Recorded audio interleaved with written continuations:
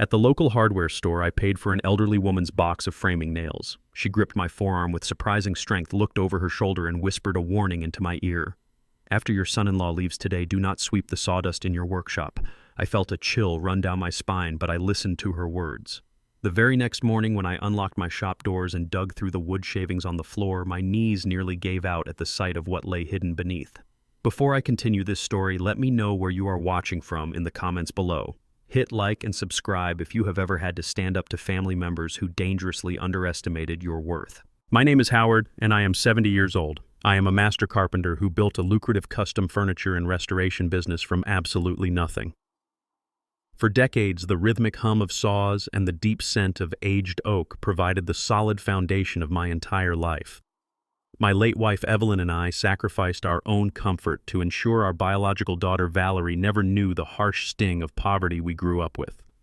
We gave her the best education, a pristine home, and unwavering financial support. Yet she grew into a cold, calculating woman who viewed my life's work as a simple piggy bank to fund her lifestyle. When she married Nolan, a polished commercial real estate broker with a charming smile and completely hollow eyes, the emotional distance between us widened into an icy, unbridgeable chasm. I tolerated his arrogant remarks and her constant demands for cash because she was my only child. I mistakenly believed my infinite patience would eventually win back her affection and heal our broken bond. I was dangerously wrong about them. The chilling reality of my situation began to unfold on a mundane Tuesday afternoon. I stood at the checkout counter of the neighborhood hardware store, a place I visited almost daily for supplies. Ahead of me in line stood Mrs. Higgins, a quiet, elderly widow who lived a few blocks down from my custom shop. She fumbled nervously with her small coin purse, coming up short for a basic box of framing nails. I stepped forward immediately and handed the cashier a $20 bill to cover her purchase without a second thought. Mrs. Higgins waited for me by the exit. When I walked through the automatic sliding doors, she grabbed my arm to stop me. Her grip was startlingly tight, her knuckles turning white against my dark skin. She leaned in close, her voice reduced to a frantic, breathless whisper. She told me she had overheard Nolan talking on his cell phone in the parking lot just moments prior. She said he mentioned my workshop, my daily routine, and a fatal accident. Then she delivered the highly specific warning about the sawdust. She released my arm instantly and walked away briskly, leaving me standing alone on the pavement with a cold knot forming deep in my stomach. I drove back to my shop in silence, my mind racing through every recent interaction I had shared with my daughter and her husband. At exactly 3 o'clock that afternoon, the heavy wooden doors of my shop swung open. Nolan walked in wearing a pristine, tailored designer suit that looked entirely out of place among the rough tools and stacked lumber. He flashed his trademark hollow smile and claimed he wanted to spend some quality time helping his father-in-law clean up the workspace. The offer was utterly absurd. Nolan despised physical labor and had never once set foot in my shop to help with anything practical. I kept my facial expression neutral politely, thanking him for the unexpected gesture. He immediately gravitated toward the heavy industrial table saw positioned near the center of the room. For the next hour, he relentlessly fed long pieces of scrap wood through the screaming metal blade. He did not build anything of value. He simply pulverized the wood repeatedly, generating a massive, incredibly thick bed of sawdust that blanketed the entire floor directly beneath my overhead timber rack. I watched him quietly from my workbench, noting the frantic, erratic energy in his sharp movements. He checked his luxury watch, constantly sweating despite the cool air in the shop. Without bothering to sweep up the massive mess he had intentionally created, he abruptly killed the power to the saw, brushed the dust from his expensive trousers, and announced he was late for a crucial client meeting. He practically sprinted to his car and sped away without a backward glance. The shop plunged into a heavy, suffocating silence. I stood entirely alone in the center of the empty room, staring at the dense layer of sawdust blanketing the cold concrete floor. Mrs. Higgins' terrified warning echoed clearly in my mind. The old Howard would have grabbed a push broom and swept the floor spotless before closing up for the night. The new Howard, awakened by a profound and sudden sense of survival, locked the heavy doors and went straight home. The very next morning, I arrived at the shop long before dawn. I did not reach for the broom. I dropped to my knees directly beneath the massive overhead timber rack. The heavy steel rack held tons of raw, solid oak beams suspended directly above my primary daily workstation. I plunged my bare hands deep into the thick sawdust Nolan had deliberately left behind. My fingers hit cold, threaded metal. I pulled away the wood shavings to reveal 4 heavy steel load-bearing bolts. They had been completely unthreaded from the main support columns and deliberately buried in the dust. If I had simply swept the floor or stepped into my usual workstation to start my morning routine, the entire overhead structure would have collapsed instantly. Tons of raw oak would have crushed me to death in a fraction of a second, staging a perfect, tragic workplace accident. My own son-in-law had just orchestrated a highly lethal, calculated assassination attempt on my life. I sat perfectly still on the cold concrete floor, my heart hammering violently against my ribs as the sheer magnitude of this brutal betrayal washed over me. I did not scream out in anger. I did not reach for my phone to call the police. Blind panic would only give them a massive tactical advantage. With steady, deliberate movements, I picked up the heavy steel bolts from the floor. I climbed the tall wooden ladder and silently threaded them back into the structural columns, securing the timber rack tightly and safely. I wiped my hands clean with a rag and took a deep, steadying breath. I needed to uncover the exact financial or personal reason why my own family wanted me dead. I had to do it without alerting them to the fact that I had survived their deadly trap. The game had fundamentally changed overnight, and I was going to play it to absolutely win. I walked to my drafting table and sat in the quiet light. My meticulous plan for absolute retribution had officially begun today. The heavy oak doors of my home provided absolutely no buffer against the frantic pounding that abruptly shattered the midday silence. I had barely washed the residual machine grease and ancient sawdust from my calloused hands when Valerie burst through the main entryway. She did not bother to take off her expensive designer coat or wipe her wet leather boots on the welcome mat. My daughter stood directly in the center of my living room, her chest heaving heavily, her perfectly manicured hands trembling violently as she pressed them against her face. Hot tears streamed rapidly down her cheeks, ruining her pristine makeup and leaving dark streaks across her skin. It was a spectacular, emotionally charged performance. Had I not spent the early freezing hours of the morning rethreading the lethal mechanical trap her husband had deliberately left for me, I might have felt the familiar blinding tug of paternal instinct. Instead, I stood motionless by the kitchen island, wiping my hands methodically with a clean towel, watching her with a brand new chilling clarity. She collapsed dramatically onto the fabric sofa, burying her face deeply in her palms, releasing loud, agonizing sobs that echoed sharply off the polished hardwood floors. I walked over with measured steps and handed her a square box of tissues. I asked her what was wrong, forcing my voice to remain entirely devoid of the violent suspicion burning a hole in my chest. Valerie gasped dramatically for air, looking up at me with wide, convincingly desperate eyes. She immediately launched into a highly chaotic, fast-paced story about Nolan. She claimed his commercial real estate startup was currently in a catastrophic financial freefall. According to her frantic narrative, aggressive federal regulators had frozen their corporate accounts over a sudden hostile audit, and their primary financial investors were threatening to pull out their capital completely by the end of the current week. She painted a vivid picture of absolute impending ruin, describing in painful detail how they would instantly lose their luxury downtown condo, their leased European cars, and their entire hard-earned reputation in the city if they did not secure an immediate massive injection of liquid capital. She spoke rapidly, throwing out complex financial terms to deliberately overwhelm me, a psychological tactic she and Nolan frequently utilized to make me feel uneducated and out of my depth. She claimed the mainstream banks had firmly denied their emergency loan applications because their primary assets were temporarily tied up in the ongoing federal probe. They were drowning, she insisted through renewed tears, and I was their absolute last hope for immediate survival. I pulled out a sturdy wooden dining chair and sat directly across from her.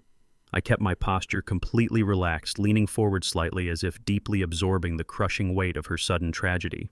I asked her exactly what she needed from me to resolve this disaster. Valerie sat up incredibly straight, quickly wiping away a stray tear with the back of her trembling hand. Her voice dropped to a pleading, highly urgent register. She stated she needed me to remortgage the workshop immediately. She had already done the extensive math, rattling off the exact, up-to-date appraised commercial value of the land my shop sat on. She told me I could easily pull out $300,000 in cash against the property by Friday afternoon. She promised repeatedly it would only be a temporary, painless measure. Nolan just needed the cash temporarily to satisfy the regulators and unfreeze his primary startup capital. She swore fiercely on her own life that they would pay off the mortgage completely within 2 short months, leaving me entirely whole and financially untouched. She reached eagerly across the coffee table and tried to grab my hands to seal the emotional pact. I subtly pulled my hands back, placing them firmly on my knees to avoid her touch. I looked closely at the woman sitting in front of me. This was the only child Evelyn and I had sacrificed our entire youth for. We had frequently skipped our own meals to eagerly pay for her expensive private tutoring. We had driven unreliable vehicles with failing transmissions so she could attend an elite private university without the crushing burden of student debt. We had given her absolutely everything we possessed, and she was currently sitting in my own house demanding I sign away the very foundation of my livelihood to financially bail out a man who had actively tried to crush my skull with raw timber just hours prior. I did not raise my voice a single decibel. I did not express an ounce of anger. I simply looked her directly in the eyes and delivered a single unwavering word: no. The physical transformation was instantaneous and profoundly terrifying. The desperate tears vanished completely as if someone had flipped a mechanical switch deep inside her brain. Valerie abruptly dropped her hands solidly into her lap. The desperate, pleading daughter evaporated instantly, completely replaced by a cold, hardened stranger. Her posture stiffened aggressively, and her jaw clenched so tightly I could clearly see the muscles working furiously beneath her dark skin. She stared at me, her eyes narrowing into hostile, calculating slits. She asked me to repeat my answer, her tone absolutely dripping with disbelief and arrogant entitlement. I told her again, speaking slowly and clearly, that I would never leverage my workshop for Nolan's business failures. I stated clearly that my property was not a personal piggy bank for their reckless financial decisions. Valerie shot up from the sofa like a coiled spring. She paced the length of the living room rapidly, her expensive boots clicking sharply and violently against the wood. She turned swiftly on her heel and unleashed a toxic torrent of venom. She called me an ungrateful, horribly selfish old man. She screamed aggressively that I was uselessly hoarding wealth while my own flesh and blood faced total destruction. She brutally mocked my life's work, referring to the workshop as a pathetic, dusty relic that was holding our modern family back from achieving real prosperity.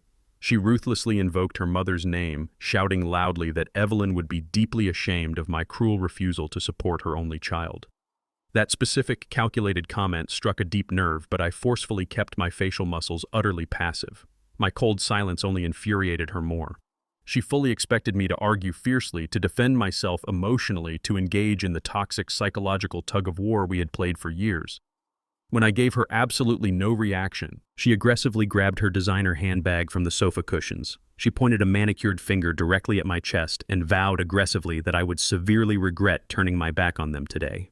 She stormed quickly out of the house, slamming the heavy front door so violently that the framed pictures on the entryway wall rattled loudly against the plaster.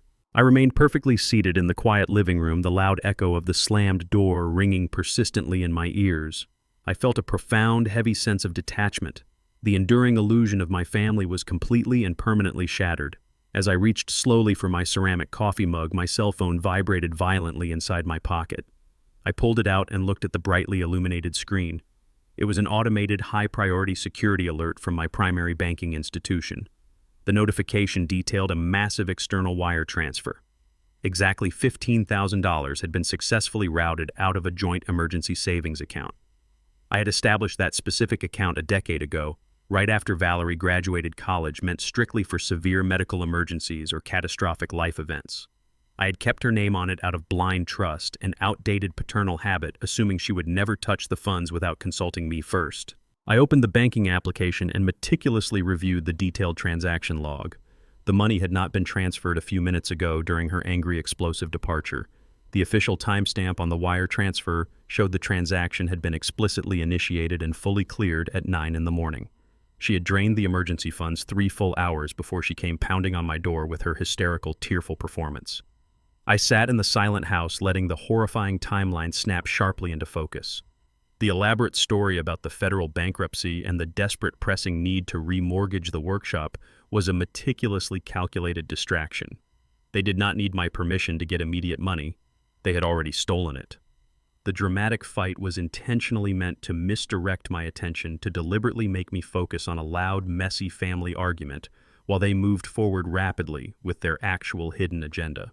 $15,000 was nowhere near enough capital to save a failing commercial real estate firm. It was, however, the exact kind of untraceable liquid cash required to fund highly illicit services. They had failed completely to kill me with the falling timber in the workshop. Now they were heavily funded and highly motivated to try again. The stolen money was not a desperate financial lifeline.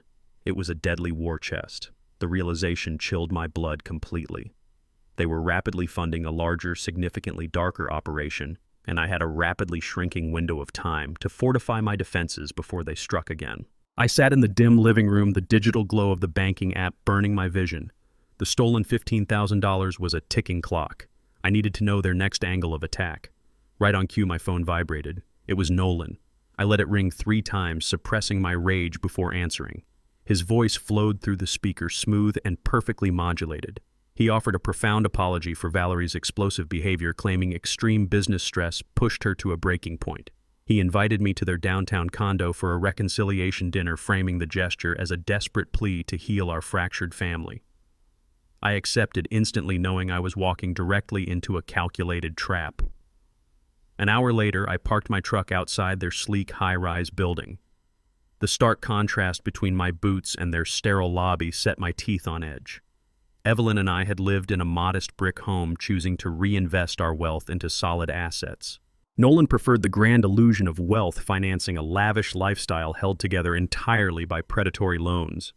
When I knocked on the door of their penthouse, Valerie answered immediately. She wore a cashmere sweater, her face a mask of practiced contrition. She hugged me gently, whispering an apology for her outburst. I patted her back with equal falsehood, stepping cautiously into the lion's den. Nolan emerged from the pristine kitchen, wiping his hands on a spotless apron, playing the role of the devoted son-in-law to absolute perfection. The dining table was meticulously set with heavy silver and crystal, a theatrical display of domestic normalcy hiding a lethal agenda. The dinner proceeded with suffocating politeness. We ate while Nolan expertly guided the conversation toward pleasant, meaningless topics. He completely avoided making any mention of the morning's explosive argument, the impending bankruptcy, or the stolen funds. I chewed methodically, waiting patiently for the inevitable strike. It came during dessert.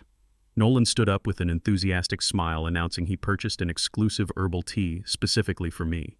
He claimed a holistic specialist recommended this blend for senior vitality. He brought out a single steaming porcelain cup and placed it directly in front of me. The hot liquid was dark and opaque, releasing a sweet metallic aroma that cut through the scent of the chicken. Valerie watched me intensely, her manicured fingers gripping the edge of the white tablecloth tight enough to turn her knuckles white. I looked down at the liquid, the memory of the steel bolts deliberately unthreaded from my workshop ceiling flashing vividly in my mind. They failed to crush me physically under a ton of wood. Now they were actively trying to poison me from the inside. I smiled gratefully and lifted the delicate cup toward my lips, pausing intentionally just an inch away. With a swift movement, I knocked my silver spoon off the edge of the table. As it clattered loudly onto the hardwood floor, Valerie and Nolan instinctively looked down at the sudden noise. In that crucial split second, I smoothly tipped my wrist and poured the entire contents of the poisoned teacup directly into the dark soil of a potted indoor fern resting beside my chair. I quickly brought the empty cup back to my lips and made a loud swallowing sound just as they looked back up. I set the empty cup back onto the saucer, smiling warmly and thanking Nolan for his thoughtful gesture. I knew I had to give them the exact physical reaction they were paying for. I waited exactly 30 minutes, engaging in trivial small talk while secretly monitoring the digital clock on the kitchen wall. When the precise time was right, I initiated the performance. I started by subtly slurring my words, letting my sentences trail off into confused silence. I rubbed my temples aggressively, complaining of a sudden heavy brain fog clouding my vision. Valerie leaned forward immediately, her dark eyes wide with a predatory, undeniable anticipation. She asked me with fake concern if I was feeling unwell. I stared blankly at her face, intentionally calling her by my late wife's name. I asked Evelyn why we were sitting in a strange glass room. Nolan immediately stood up from his chair, moving with a cold, calculated urgency. I stumbled forcefully out of my chair, knocking over my water glass in a loud display of profound neurological failure. I gripped the edge of the table hard, letting my knees buckle slightly, projecting the image of an elderly man rapidly losing his grip on reality. I panted heavily, looking around the lavish room with wide, terrified eyes. I asked loudly where my workshop was located and why dangerous strangers were standing inside my house. Nolan guided me back into my chair with a rough, controlling grip disguised as medical assistance. He leaned closely across the table, speaking to me in a slow, patronizing tone meant for a severely impaired psychiatric patient. He asked incredibly simple questions, asking what day of the week it was and demanding I name the current president. I answered with complete fabricated nonsense, mixing up decades and geographical locations, effectively cementing the visual illusion of a severe, sudden-onset dementia episode. As I continued my theatrical display of cognitive collapse, my eyes scanned the cluttered dining table. Propped up against a half-empty wine glass, partially concealed by a large floral centerpiece, was Nolan's sleek smartphone. The screen was darkened, but the distinct red recording indicator light blinked steadily in the dim room. He was capturing every single second of my fabricated episode in high-definition video. The horrifying reality of their entire operation crystallized in my mind instantly. The $15,000 stolen from the joint account was not just a simple war chest to pay off loan sharks. The loosened steel bolts in the workshop were a crude, desperate first attempt at my life. This poison tea was the refined, sophisticated master plan. They did not simply want me dead anymore. A sudden, suspicious death might trigger a mandatory autopsy and a federal police investigation, completely jeopardizing their massive financial payout. They needed something much cleaner and infinitely cruel. They were actively manufacturing a fraudulent medical history right in front of my eyes. They intended to use this fabricated video evidence to legally declare me mentally incompetent in a court of law. By stripping away my rights, Nolan could assume emergency guardianship over my life and estate. He would gain the uncontested legal authority to liquidate my workshop, seize my private bank accounts, and permanently confine me to a state-run medical facility where I would be silenced forever. The terrifying brilliance of their legal coup left me genuinely breathless. I let my head loll heavily against the dining chair, closing my eyes to complete the final performance of a man broken by age and illness. I allowed them to drive me home, playing the passive, helpless victim perfectly. They left me in my living room, locking the heavy front door behind them with a triumphant, echoing click. They believed they possessed the ultimate weapon to conquer my empire. They had absolutely no idea that I secured the exact psychological blueprint of their upcoming attack. I did not sleep a single minute after Nolan and Valerie locked my front door and left me alone in the dark. The heavy silence of my living room provided a stark canvas for the grim reality I now faced. At the first light of dawn, I washed my face with freezing water, dressed in my durable denim work clothes, and drove my heavy truck toward the sleek downtown district. The city streets were deceptively calm, presenting a sharp contrast to the violent storm of betrayal raging inside my chest. I parked outside the towering glass structure that housed Simon's prestigious law firm.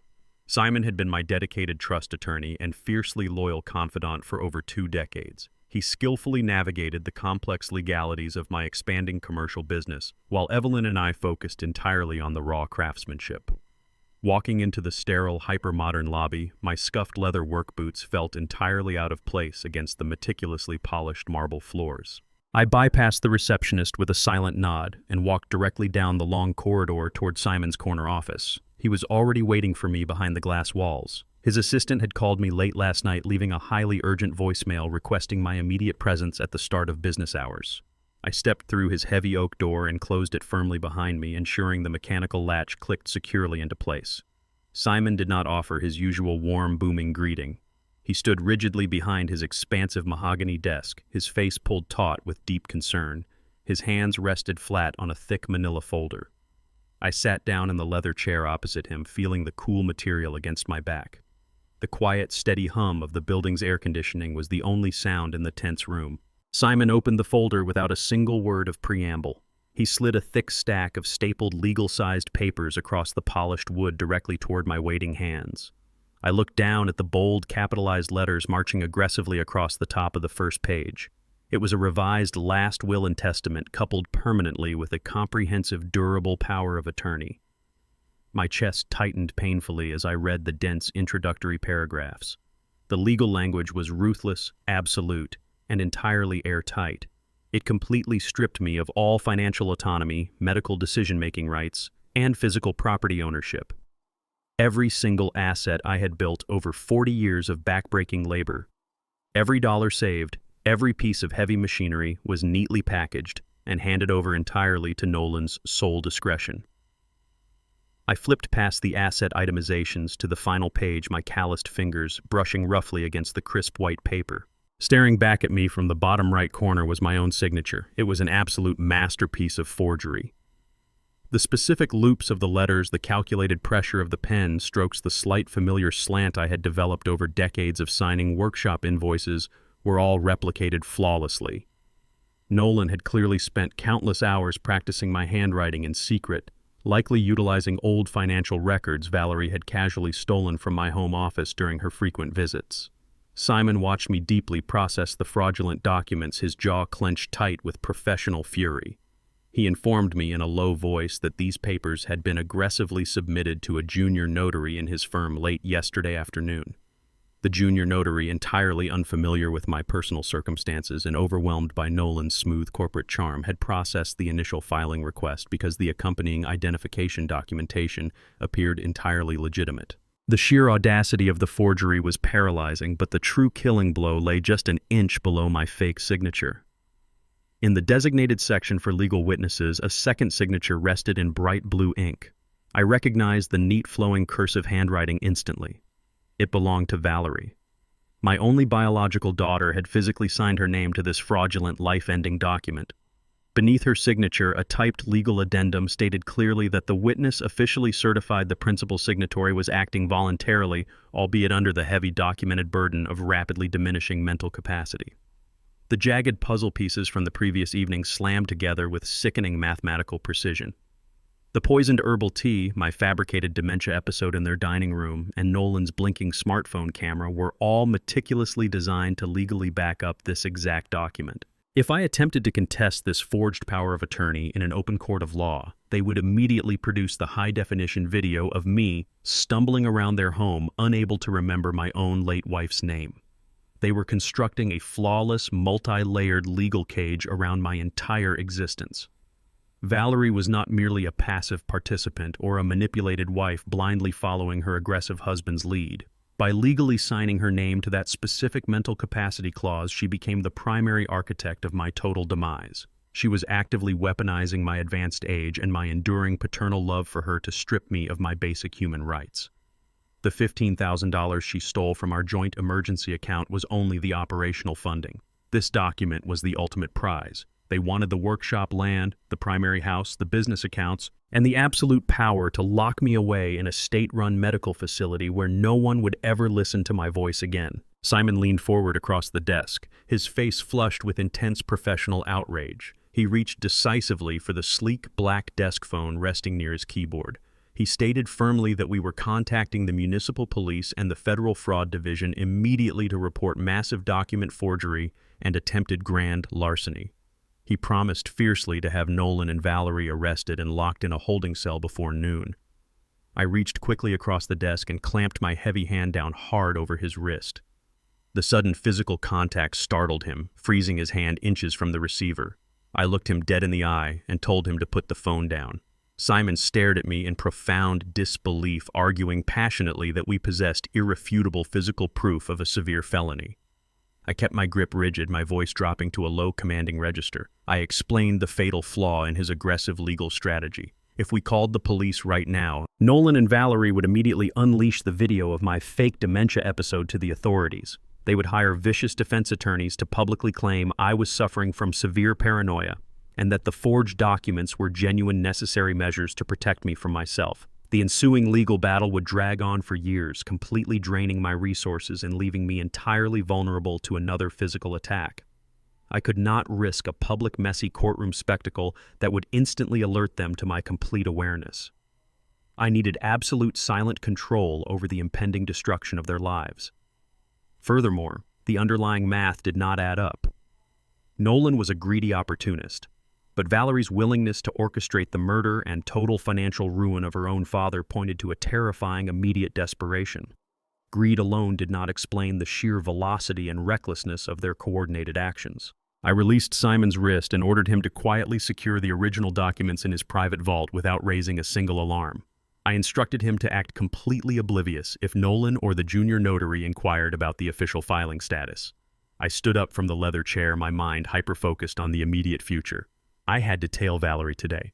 I had to uncover the exact root of her absolute desperation before she realized her carefully laid trap was entirely empty. I drove back from this decaying industrial district with mechanical precision that masked the violent storm raging inside my head. The rusted warehouses blurred past my windshield, a bleak reflection of my shattered family. The countdown had officially begun. Valerie promised my corpse to armed criminals by the end of the week. 4 days. That was the exact margin of error I had left to dismantle their operation and secure my survival. I parked my truck in the driveway of my modest brick home, killing the engine and sitting in the profound silence of the cabin. For decades, this house had been an absolute sanctuary. Evelyn and I built our lives within these walls. Now looking at the familiar front door, the property felt like a heavily compromised fortress. The expensive locks meant absolutely nothing because my daughter possessed a physical key. The digital alarm system was entirely useless because she knew the access codes by heart. I stepped out of the vehicle and walked up the concrete front path, unlocking the door and stepping into the pristine foyer. I needed to understand the exact financial mechanics of their plan before I could effectively neutralize it. I closed the door behind me, sealing myself inside the trap they had meticulously laid out. I walked directly down the carpeted hallway and entered my home office. It was a meticulously organized room dedicated entirely to the administrative side of my custom furniture business. 4 tall steel filing cabinets stood proudly against the far wall, holding decades of tax returns, material invoices, client blueprints, and legal contracts. Valerie always mocked my insistence on keeping physical paper records, calling me an outdated dinosaur holding on to obsolete methods.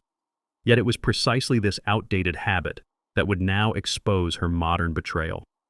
I unlocked the top drawer of the primary cabinet and began systematically tearing through the thick manila folders. I quickly bypassed the standard workshop expenses and municipal tax documents. I needed to find the hidden financial linchpin connecting the stolen $15,000 to the impending murder timeline. If Valerie owed loan sharks $250,000, the forged power of attorney sitting on Simon's desk would not solve her immediate problem. Liquidating commercial real estate takes several weeks of tedious bureaucratic processing. The armed men in the warehouse demanded their money by Sunday midnight. They would absolutely not accept a pending property sale as collateral for a gambling debt. Valerie needed a massive injection of liquid cash instantaneously upon my physical death. I pulled out drawer after drawer, tossing irrelevant folders onto the carpeted floor. My mind was operating with cold, singular focus. I checked the hidden compartments at the back of the cabinets and the narrow gaps between the heavy steel dividers. I left no stone unturned, refusing to let their arrogance go unpunished. My meticulous search yielded absolutely nothing in the official financial compartments. I paused, taking a slow, steadying breath to calm my racing pulse and clear my frustrated mind.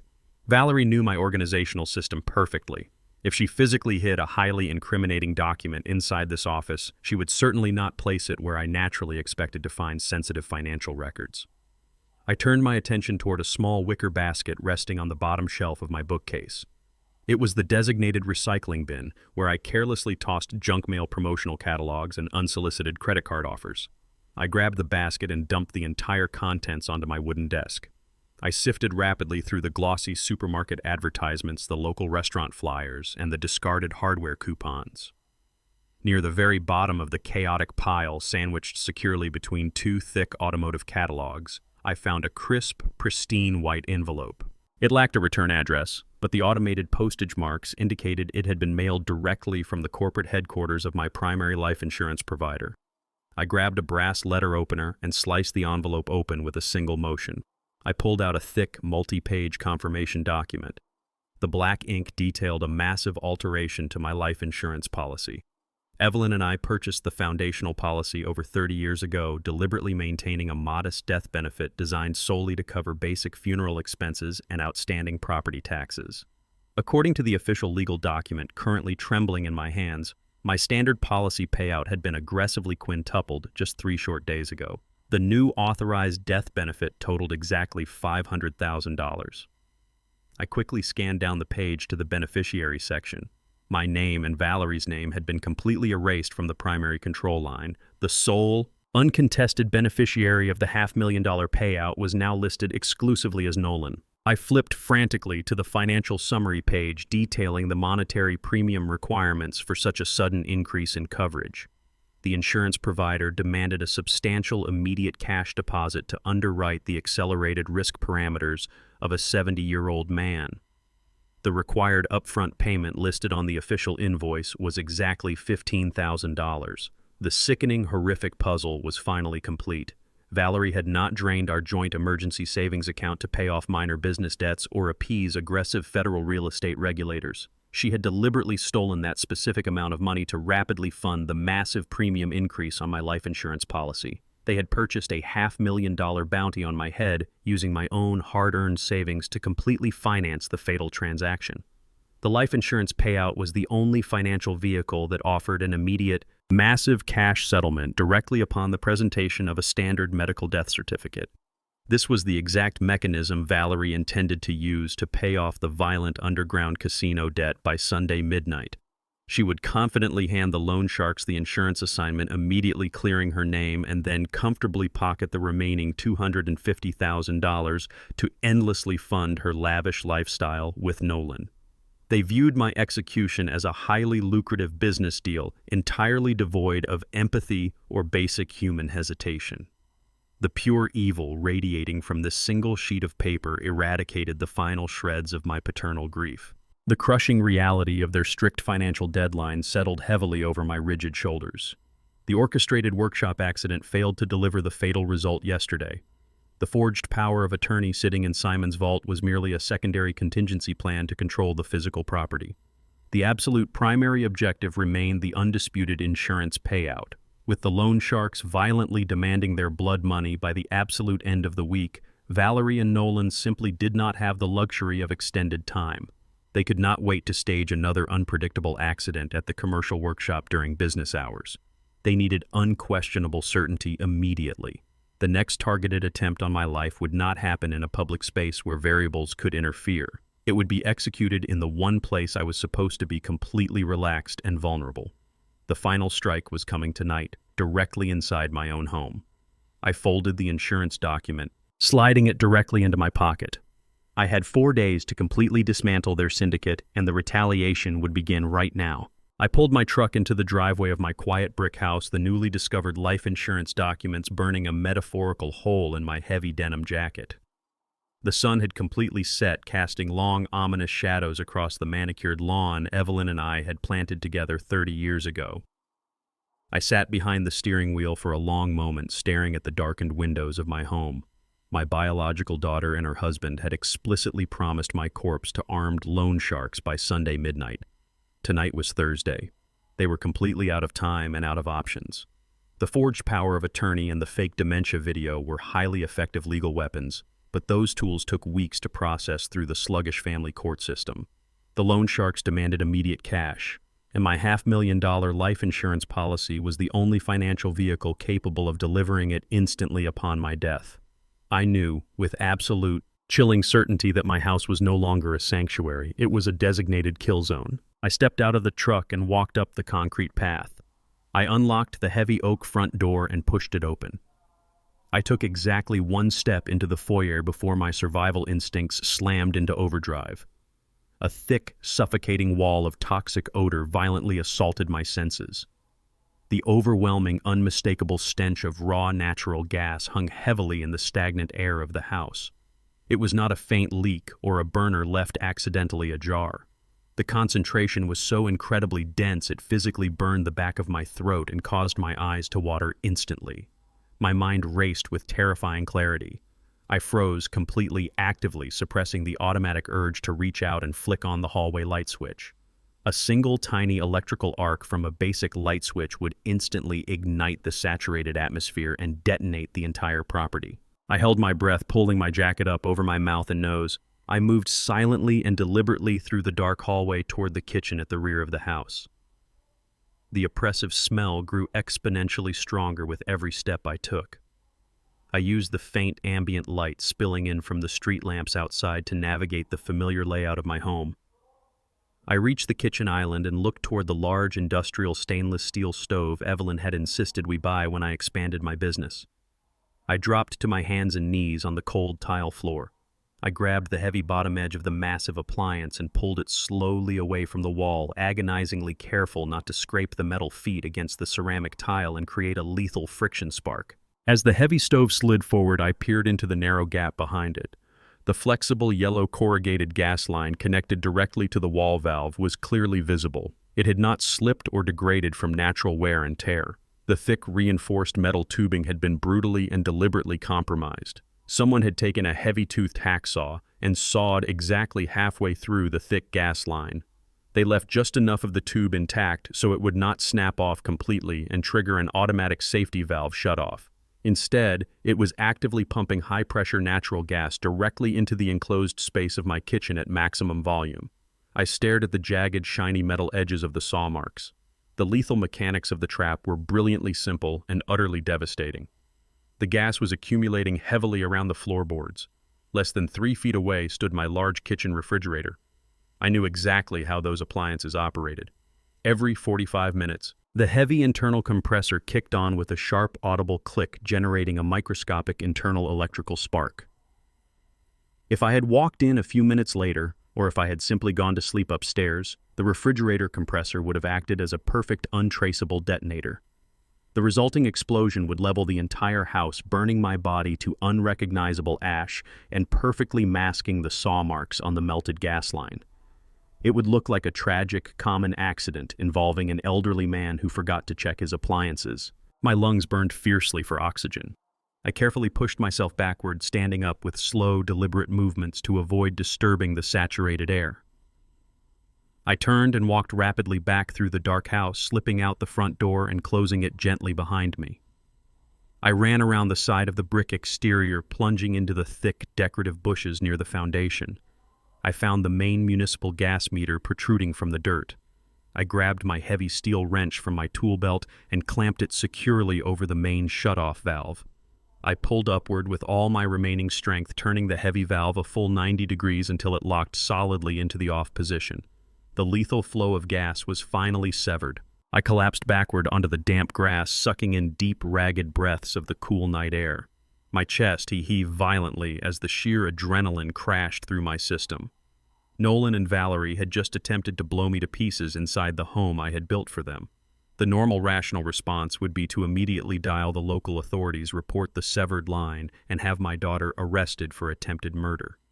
But I remained seated in the dirt, my mind operating with a cold, ruthless logic. If I called the police right now, the authorities would secure the scene and initiate a lengthy investigation. Valerie and Nolan would simply deny everything. They would instantly produce the forged power of attorney and the video of my fabricated dementia episode. They would aggressively tell the police that their senile father must have taken a hacksaw to the gas line himself in a state of severe psychiatric confusion. The police would likely believe them, and I would be forcibly dragged into a locked psychiatric ward by sunrise. I could not rely on the standard justice system to dismantle a trap this perfectly engineered. I had to secure absolute, undeniable proof of their murderous actions. I stood up from the damp grass and walked back to my truck. I unlocked the heavy metal toolbox secured in the truck bed. Inside, securely wrapped in protective foam, was a highly advanced microscopic surveillance system I had purchased months ago for workshop security but never installed. The kit contained 6 high-definition motion-activated micro-cameras, each no larger than a standard lapel button, completely wireless and equipped with infrared night vision. I grabbed the heavy black case and walked back into my house. I opened every single window and exterior door on the ground floor, allowing the cold night wind to completely flush the toxic gas from the rooms. Once the air was breathable, I spent the next 4 hours working methodically in the dark. I climbed step stools and crawled under furniture, utilizing my decades of carpentry experience to seamlessly blend the technology into the physical environment. I embedded a micro camera directly inside the hollowed-out spine of a thick encyclopedia in the living room, angling the lens to perfectly capture the front entryway and the main sofa. I drilled a microscopic hole into the wooden trim above the kitchen island, placing another camera to oversee the stove and the dining area. I installed a third device directly inside the ventilation grate of my home office, ensuring every inch of my filing cabinets and my desk remained under constant visual guard. I repeated the meticulous process in the upstairs hallway and my primary bedroom. Finally, I drove my truck down to the commercial workshop and embedded the last two cameras directly into the overhead timber racks and the main fuse box. By the time the first gray light of dawn began to bleed through the workshop windows, my entire physical world was under absolute unblinking surveillance. Every single device was securely linked to a private encrypted digital server hidden completely off-site. I sat heavily on my wooden workbench, wiping the sweat and sawdust from my exhausted face. The physical trap was neutralized, and the digital snare was perfectly set. Valerie and Nolan were operating under the arrogant assumption that they held total control over my failing mind and my physical safety. They fundamentally believed I was a confused, vulnerable old man completely unaware of my impending execution. To catch them permanently, I had to lean heavily into their false narrative. I had to actively become the exact helpless victim they desperately needed me to be. I would deliberately invite them directly into the jaws of my trap, making them feel utterly invincible right up until the very second I destroyed their lives forever. I sat perfectly still in the center of my living room, the midday sun casting long, harsh beams of light across the polished hardwood floor. I wore a faded, moth-eaten cardigan that was at least one size too large, specifically chosen to make my broad shoulders appear shrunken, fragile, and utterly defeated.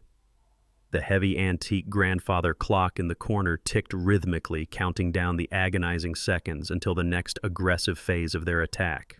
At precisely 2 o'clock in the afternoon, the heavy, aggressive tires of Nolan's leased luxury SUV crunched loudly onto my gravel driveway. I did not move a single muscle from my worn armchair. I deliberately let the suffocating silence stretch throughout the house, forcing them to physically use the spare brass key I knew Valerie had illicitly copied from my keyring several months ago. The heavy front door swung open with a jarring, violent thud that echoed down the hallway. Nolan stepped confidently into the foyer, projecting his usual sickening aura of unearned corporate authority. Right behind his shoulder walked a man I had never seen before in my life. He was exceptionally tall, impeccably groomed, and wore a pristine, blindingly white medical coat draped smoothly over a tailored charcoal suit. Nolan guided the imposing stranger directly into the living room, introducing him in a smooth, heavily patronizing tone as Dr. Eris Thorne. He claimed this man was a top-tier, highly sought-after neurologist, generously making an exclusive, highly confidential house call just to ensure my physical safety. My late wife, Evelyn, had always warned me repeatedly about Nolan's toxic obsession with the sheer illusion of prestige. She used to point out his counterfeit designer watches and the luxury European vehicles he financed at ruinous predatory interest rates just to impress his shallow circle of commercial real estate friends. Looking directly at the imposing man standing confidently before me, I immediately recognized the exact same hollow, dangerous facade. A genuine, legally practicing medical professional of high ethical standing absolutely does not conduct unannounced ambush psychological evaluations in a patient's private living room alongside an aggressive, financially motivated son-in-law. This man was a hired, ruthless actor playing a highly specific and incredibly dangerous role. Nolan casually gestured for the strange man to sit on the floral sofa directly opposite my armchair.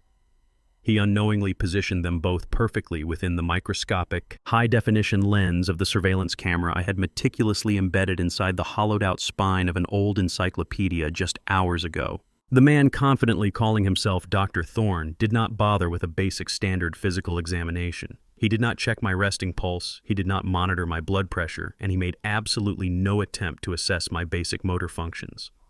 Instead, he pulled a sleek silver digital tablet from his expensive leather briefcase and immediately launched into a brutal barrage of aggressively leading psychological questions. He leaned far forward, his voice dripping with a weaponized, deeply fake sympathy meant to disarm me. He asked forcefully if I had been experiencing any severe visual or olfactory hallucinations recently. He deliberately and calculatingly suggested that I might be smelling highly dangerous things that did not actually exist, subtly and viciously, referencing the massive, lethal, natural gas trap they had rigged the night before. He was actively trying to manipulate me into legally confessing to sensory hallucinations. This forced confession would conveniently explain away any lingering toxic smell of gas in the house to the authorities, while simultaneously building a bulletproof documented case for my absolute, irreversible mental collapse. I looked up at his face with wide, incredibly vacant eyes, projecting the ultimate pathetic image, of a terrified, deeply confused old man rapidly losing his grip on physical reality. Dr. Thorne pressed much harder, his rapid-fire questions escalating instantly into blatant, undeniable coercion. He demanded aggressively to know if I frequently forgot the names of my closest living relatives, or if I often wandered around my own workshop property completely disoriented and paralyzed by fear. Nolan sat silently beside him on the sofa, his rigid posture tense with predatory, violent anticipation. I gave them exactly the pathetic performance they were heavily paying for. I let my calloused hands tremble violently against the worn armrests of my chair. I stuttered heavily, intentionally mixing up calendar dates and deliberately confusing the current decade with the specific era when Evelyn and I first poured the concrete foundation for the commercial workshop. I looked frantically around the quiet room, desperately clutching the fabric of my faded cardigan, and loudly asked Nolan why he was bringing strange, dangerous debt collectors into my private home. I wept dry, beautifully fabricated tears, pathetically begging the fake doctor not to take away my heavy machinery or lock me in a dark room. Every single fraction of a second of this horrific coercive interrogation was captured flawlessly by the hidden surveillance lens across the room. The microscopic, highly sensitive microphone recorded the exact, undeniable threats hidden expertly within Thorne's patronizing psychological questions. I watched Nolan's face relax smoothly into a deeply triumphant, arrogant smirk. He genuinely believed he had finally broken my mind, successfully paving the absolute final mile for his uncontested financial takeover. After 40 agonizing minutes of this relentless psychological torture, the fake neurologist finally stood up and smoothly straightened his pristine white coat. He turned directly to Nolan and stated with a practiced, grim authority that my cognitive decline was shockingly advanced and entirely irreversible. He declared definitively, for the benefit of any future legal record, that I was in immediate severe danger to myself and required constant institutionalized medical supervision. Nolan nodded his head gravely, playing the specific role of the heartbroken but highly responsible son-in-law to absolute sickening perfection. They did not even bother to say a proper human goodbye to me. They simply turned their backs entirely on the fragile old man, weeping pathetically in the armchair, and walked confidently out of the front door. The heavy brass latch clicked shut, echoing loudly and definitively through the silent house. The very instant I heard the heavy engine of Nolan's luxury SUV roar to life and rapidly fade down the suburban street, my violently trembling hands went perfectly, terrifyingly still. My vacant, terrified expression hardened instantly into cold, lethal, unyielding focus. I stood up from the armchair, my posture instantly straightening to its full height, the entire physical facade of a broken senior citizen evaporating into the quiet air. I walked with rapid, highly purposeful strides directly down the hallway to my home office. I aggressively bypassed the steel filing cabinets and locked the heavy oak door behind me. I booted up my encrypted commercial computer terminal and instantly accessed the secure off-site digital server housing my newly installed surveillance footage. The high-definition video of the entire coercive encounter was crystal clear. The audio track was completely pristine, capturing every single veiled threat and fraudulent medical diagnosis without a single trace of static. I rapidly compiled the digital files, heavily encrypted the data package to prevent interception, and transmitted it instantly to Simon's private, highly secure legal server downtown. I then grabbed my desk phone and dialed his direct cellular line. Simon answered on the very first ring, his voice sharp and alert. I instructed him to completely disregard his previous defensive legal strategies and immediately run a comprehensive scorched earth background check on the specific man calling himself Dr. Eris Thorne. I explicitly demanded every piece of hidden dirt, every sealed financial record, and every single buried legal infraction firmly attached to his name. Simon possessed a vast, highly compensated network of ruthlessly efficient private investigators and digital forensic analysts. I waited in the suffocating silence of my office, pacing the hardwood floor like a caged, starved predator. Less than 2 hours later, my secure line rang loudly. Simon's voice flowed through the speaker, tight with absolute professional disgust and a deep, triumphant satisfaction. He had completely and utterly unmasked the dangerous man in the pristine white coat. Eris Thorne was absolutely not a top-tier respected neurologist. He was a deeply disgraced, permanently disbarred, and highly dangerous con artist. Simon rapidly detailed the grim, horrifying reality of Thorne's buried past. Exactly 3 years ago, the Federal Medical Board had entirely stripped him of his medical license following a massive, highly publicized federal criminal investigation. Thorne had systematically orchestrated a multi-million-dollar Medicare fraud ring, deliberately misdiagnosing hundreds of vulnerable senior citizens to brutally siphon government healthcare funding directly into hidden offshore accounts. He had narrowly avoided a lengthy federal prison sentence by aggressively and cowardly turning state's evidence against his superior criminal partners. Since his catastrophic public downfall, he had been operating strictly in the dangerous criminal underworld, utilizing his hollowed-out medical authority to provide beautifully fabricated competency evaluations for predatory families actively looking to steal large inheritances. Nolan had undoubtedly utilized the illicit, violent connections he recently made through Valerie's underground casino loan sharks to specifically hire this ruthless, completely unethical mercenary. But Simon had uncovered something infinitely more urgent and deadly than Thorne's buried criminal history. His forensic legal team had actively monitored the municipal court's digital filing system throughout the afternoon. Less than 30 minutes after Nolan and the fake doctor drove away from my property, a highly expedited, aggressive legal petition was pushed forcefully through the family court docket.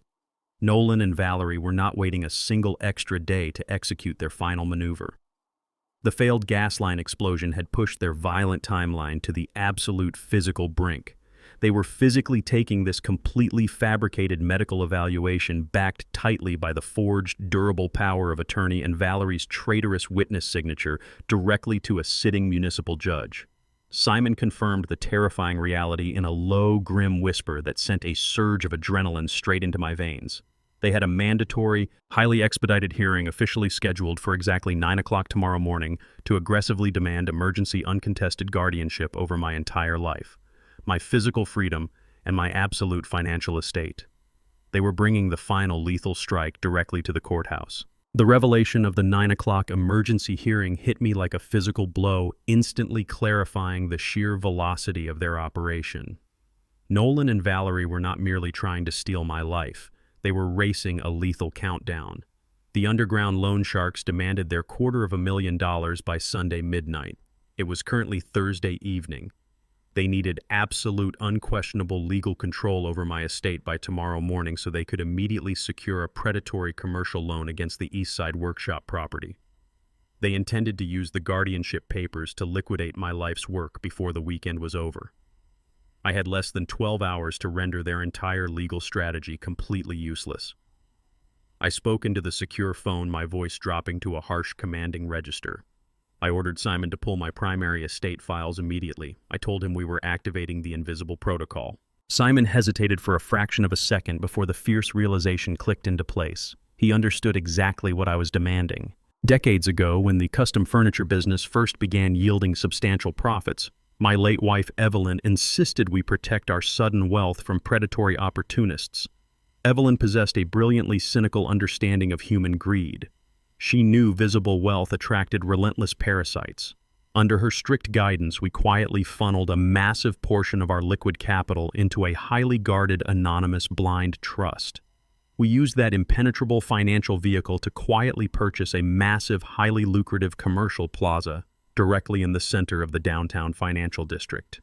The rental income from those premium corporate leases generated a quiet fortune securely insulated from my personal tax records. Valerie and Nolan knew absolutely nothing about the downtown plaza. They operated under the arrogant, narrow assumption that my entire net worth was tied exclusively to the physical workshop on the east side and the modest brick house I lived in. They truly believed the workshop land was my single greatest asset, the exact collateral they had frantically promised to the armed men in the warehouse. I instructed Simon to initiate an immediate, irrevocable transfer of deeds. I ordered him to legally strip my name from the workshop property and the brick house, folding both primary assets entirely into the protective vault of the anonymous blind trust. Simon operated with lethal practiced efficiency. He engaged his senior paralegals, working frantically through the night to draft the binding transfer documentation. We communicated through a secure encrypted digital channel bypassing standard email servers to ensure Nolan could never trace the rapid financial shift. I sat at my home office desk, bathed in the harsh glow of the computer monitor, and digitally applied my heavily encrypted signature to the electronic transfer forms. The process was ruthless and incredibly swift. By 2 o'clock in the morning, the municipal property registries were officially updated in the county database. The blind trust absorbed the workshop and the house, locking them behind an impenetrable wall of corporate anonymity. The trust was legally structured so that I exercised no direct personal control over the assets on paper. The designated trustee was an aggressive independent fiduciary firm located 3 states away, fiercely mandated to reject any external liquidation requests from family members. I leaned back in my leather office chair, staring at the final confirmation receipt glowing on the screen. Legally, I was now a man who owned absolutely nothing. I was a complete financial ghost. If the family court judge granted Nolan emergency guardianship tomorrow morning, he would inherit the administrative control of an entirely empty kingdom. He would gain the legal authority to manage my personal checking account, which I had aggressively drained to a few $100s just moments ago. He would find no property deeds, no heavy machinery, and absolutely no commercial land to leverage against Valerie's massive underground debt. The magnificent, terrifying beauty of the legal maneuver lay in its absolute silence. They would march confidently into the courtroom, fully expecting to conquer a rich empire, entirely unaware that the vault had already been completely emptied. However, I needed to stretch their panic to the absolute breaking point. I needed Valerie to feel the suffocating pressure of her Sunday deadline. I called Simon one final time before dawn. I instructed him to utilize his vast influence within the municipal courthouse to orchestrate a severe, highly frustrating bureaucratic delay for their morning hearing. Simon executed the sabotage flawlessly. When Nolan and Valerie arrived at the family court early Friday morning, armed with their forged power of attorney and the fraudulent neurologist report, they were immediately met with a devastating administrative roadblock. Simon had anonymously flagged a microscopic, highly technical discrepancy in their initial filing paperwork, forcing the court clerk to mandate a mandatory secondary review by a senior magistrate. The clerk coldly informed Nolan that the emergency guardianship hearing would have to be postponed until late Monday afternoon. My hidden cameras captured their return to my house perfectly. Nolan slammed his luxury sports utility vehicle into the driveway, his face purple with explosive, unhinged rage. Valerie stumbled out of the passenger seat, her designer clothes rumpled her face, a mask of absolute paralyzing terror. Monday afternoon was completely unacceptable. Monday was physically too late. The armed men in the dilapidated warehouse had explicitly promised to drag her into the harbor if she did not deliver the $250,000 by Sunday midnight. The deliberate court delay had instantly transformed her calculated legal strategy into a lethal immediate crisis. She was out of time. I watched the live surveillance feed on my encrypted monitor as they burst through my front door. Nolan paced the foyer, violently kicking the baseboards and screaming about incompetent judges demanding to call his predatory lawyers to fix the sudden bureaucratic nightmare. Valerie ignored his tantrum completely. The sophisticated facade of the calculating, intelligent mastermind shattered, instantly replaced by the raw, violent desperation of a cornered predator realizing the trap had closed on her own neck. She could no longer rely on a slow, methodical court process to secure the necessary collateral to save her life. She needed the massive physical cash payout right now, and her aging father was the absolute only remaining obstacle blocking the massive life insurance policy. She marched directly past her screaming husband and headed straight toward the kitchen. I zoomed the camera feed in on her trembling hands. I heard the sharp, terrifying metallic scrape of the heavy wooden kitchen drawer sliding rapidly open on its steel tracks. It was the specific drawer where I kept the large, razor-sharp carving knives. The timeline for my murder had just evaporated entirely. Valerie was no longer waiting patiently for a fake medical diagnosis to clear the court, or for a staged gas explosion to detonate in the dark. She grabbed the largest blade from the wooden block, her knuckles turning completely white around the black handle. She was coming down the hallway right now, heavily armed, entirely unhinged, and fiercely determined to force my hand physically. I closed the laptop screen, calmly sitting in the heavy silence of the office, waiting for the heavy footsteps to finally reach my door. The heavy footsteps halted just inches from my locked office door. I sat perfectly still, listening to her ragged breathing filter through the oak barrier. For 10 agonizing minutes, the tension hung thick. She stood there, the carving knife trembling in her grip, weighing the physical risk of murdering me against her looming Sunday deadline. Ultimately, the inherent cowardice that defined her adult life paralyzed her. She lacked the nerve for a direct confrontation. I listened intently as the blade clattered uselessly onto the hardwood floor. Her footsteps retreated down the hallway, followed immediately by the slam of the front door. I remained seated, aware her retreat was not a surrender. The day bled into evening. I waited in the darkness. The loan sharks were demanding their $250,000 by Sunday midnight. She had no options. She had to return. At exactly midnight, the assault on my front door began. It was a terrifying pounding accompanied by desperate wailing that shattered the suburban night. I stood up from my armchair, my muscles tight with lethal focus. I walked deliberately toward the foyer, flipping the switch to illuminate the bright porch light before releasing the deadbolt. The heavy oak door swung inward, revealing Valerie collapsed against the doorframe. Her expensive cashmere sweater was torn at the shoulder, the fabric hanging in jagged shreds. Her hair was disheveled, falling wildly across her face. The focal point of her performance was the massive dark purple bruise covering the right side of her cheek and jawline. She stumbled forcefully into the foyer, collapsing directly into my arms, weeping with a volume designed specifically to trigger every protective paternal instinct I possessed. I guided her shaking body into the living room, letting her collapse onto the floral sofa. I played my designated role flawlessly, hovering over her with wide, terrified eyes, projecting the image of a horrified, concerned father. Valerie buried her face in her hands, her shoulders heaving with fabricated sobs. Between choked gasps for air, she unleashed a torrent of rehearsed lies. She claimed Nolan had lost his mind. She sobbed that he was drowning in massive corporate debts and had suddenly turned violently abusive when she tried to intervene. She pointed a trembling finger at the dark bruising on her face, explicitly accusing her husband of beating her brutally and threatening to end her life if she did not secure the funds to save his failing commercial real estate firm. She was actively using the real, terrifying threat of the underground loan sharks, but shifting the burden of guilt onto Nolan's shoulders. She was painting herself as the helpless victim, desperately fleeing a violent monster. Valerie reached into her torn handbag and withdrew a thick document. Her hands shook as she thrust the crumpled papers directly toward my chest. She begged me through her tears to look at the paperwork. It was a property transfer deed bypassing standard municipal channels. She claimed Nolan was coming for the East Side workshop land to appease his violent creditors. She swore that if I did not sign the property over to her immediately, Nolan would seize it by force tomorrow morning. By transferring the workshop directly into her name right now, she argued passionately. We could permanently block Nolan's access and save my life's work from liquidation. She promised tearfully that she would hold the property safely in a private trust until the violent storm passed and Nolan was locked behind bars. She shoved a heavy black fountain pen into my hand, pleading with me to save her life. I took the heavy pen, acting overwhelmed and broken by her assault. I knelt beside her on the sofa, leaning in close to offer a comforting embrace. As I moved into the glare of the overhead living room lamp, the unyielding light hit the massive purple contusion on her right cheek. My eyes locked onto the discolored skin. It was not a genuine hematoma. The edges of the dark purple coloring were entirely uniform and unnaturally powdery.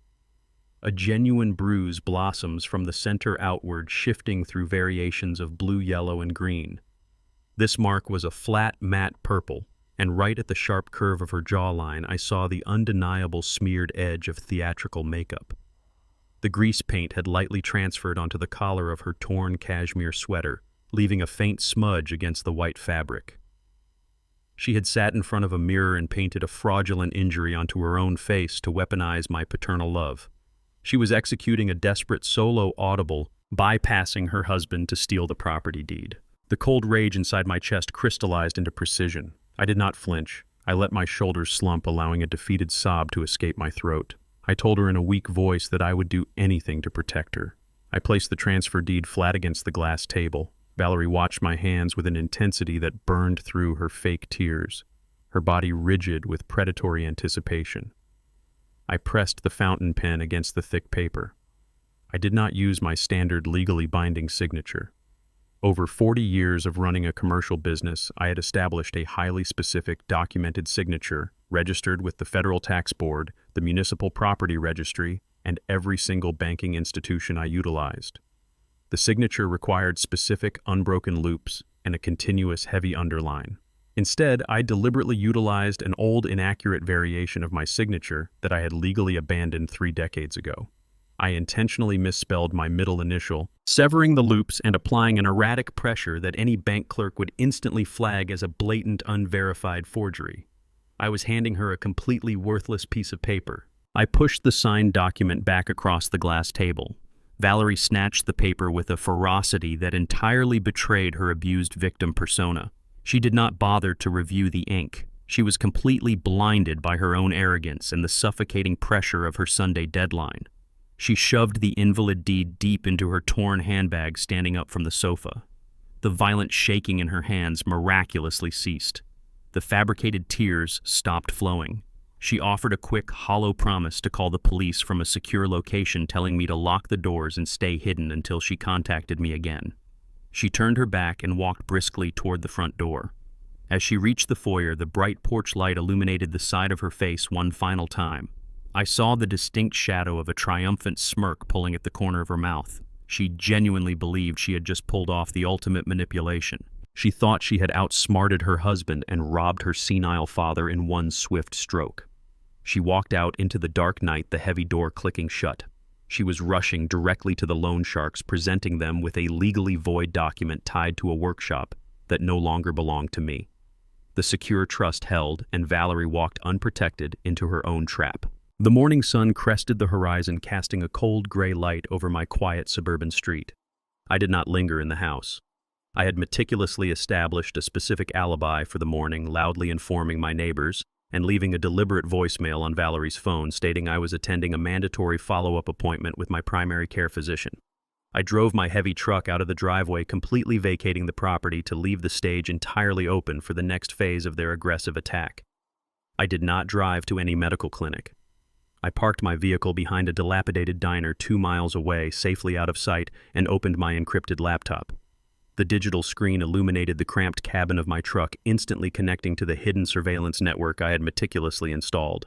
I switched the primary feed directly to the commercial workshop on the east side of the city. The microscopic camera embedded high in the overhead timber racks provided a flawless, unobstructed view of the entire production floor. For decades, that massive industrial space had been my absolute sanctuary. Evelyn and I had purchased the barren lot when we were newly married, slowly transforming an empty patch of dirt into a thriving, highly respected custom furniture business. Every heavy steel lathe, every thick wooden workbench, and every hanging tool represented a lifetime of relentless physical labor and shared ambition. We had swept the sawdust together late into the night, building our financial foundation with our bare hands. Now staring at the high-definition monitor, I watched the heavy sliding bay doors roll forcefully open. The quiet sanctity of the workshop was instantly shattered. Nolan strode confidently into the center of the production floor. He wore a sharply tailored navy suit projecting his usual sickening aura of unearned authority. He was not alone. Flanking him were 3 men who moved with the distinct aggressive swagger of predatory commercial real estate developers. They wore expensive leather shoes and carried thick leather portfolios, their eyes scanning the heavy machinery and solid brick walls with absolute undisguised contempt. They did not see the decades of craftsmanship or the immense historical value of the space. They only saw prime industrial square footage waiting to be violently leveled and paved over. Nolan led the developers directly to my primary drafting table, casually tossing his luxury car keys onto the polished wood. I zoomed the camera lens in tightly, capturing the razor-sharp audio flowing through the hidden microphone. The lead developer, a heavy-set man with a harsh, gravelly voice, expressed immediate logistical concerns. He stated firmly that his massive corporate syndicate was prepared to purchase the industrial lot unconditionally, but they required absolute assurance that the current property owner would not legally contest the immediate demolition. He pointed a thick finger toward my heavy equipment, noting that clearing the site would require a massive wrecking crew by the end of the weekend. Nolan did not hesitate for a single fraction of a second. He offered a smooth, highly practiced corporate smile that completely masked his lethal intentions. He reached inside his tailored jacket and produced a thick manila folder, slapping it aggressively onto my drafting table. I recognized the documents instantly. It was the forged, durable power of attorney, complete with my flawlessly replicated signature and Valerie's traitorous witness certification. Nolan tapped the fraudulent paperwork with absolute arrogance. He lied smoothly to the developers, adopting a tone of fake, heavy sorrow. He claimed his father-in-law was suffering from a tragic, rapid neurological collapse and was permanently confined to a secure medical facility. He asserted with absolute legal confidence that he now possessed the sole uncontested authority to liquidate the entire physical estate to cover mounting medical debts. The lead developer scrutinized the legal paperwork for a long, tense moment. He flipped through the dense paragraphs, his eyes resting specifically on the notarized seals and the comprehensive asset transfer clauses. The flawless execution of the forgery completely bypassed his professional skepticism. He nodded sharply, handing the folder back to Nolan. He declared the legal parameters acceptable and confirmed his wrecking crews could be mobilized and stationed outside the workshop gates by Saturday morning. He demanded unilateral authorization to completely demolish the brick structure and haul away the heavy machinery as industrial scrap. Nolan aggressively shook the developer's hand verbally, authorizing the total destruction of my life's work without a single flinch of hesitation or remorse. With the brutal demolition explicitly authorized, the conversation immediately shifted to the aggressive financial transaction. The developer opened his thick leather portfolio and withdrew a crisp, printed rectangular slip. He slid it across the wooden drafting table directly toward Nolan. It was a physical, non-refundable cashier's check. The hidden camera captured the bold black numbers perfectly. The check was written for exactly $100,000. The developer explained that this massive sum served as an immediate good faith deposit to completely secure the exclusive commercial rights to the land pending the final administrative transfer of the property deed. Nolan snatched the cashier's check from the table with a speed that betrayed his intense, suffocating greed. He folded the heavy paper carefully, slipping it into his breast pocket directly over his heart.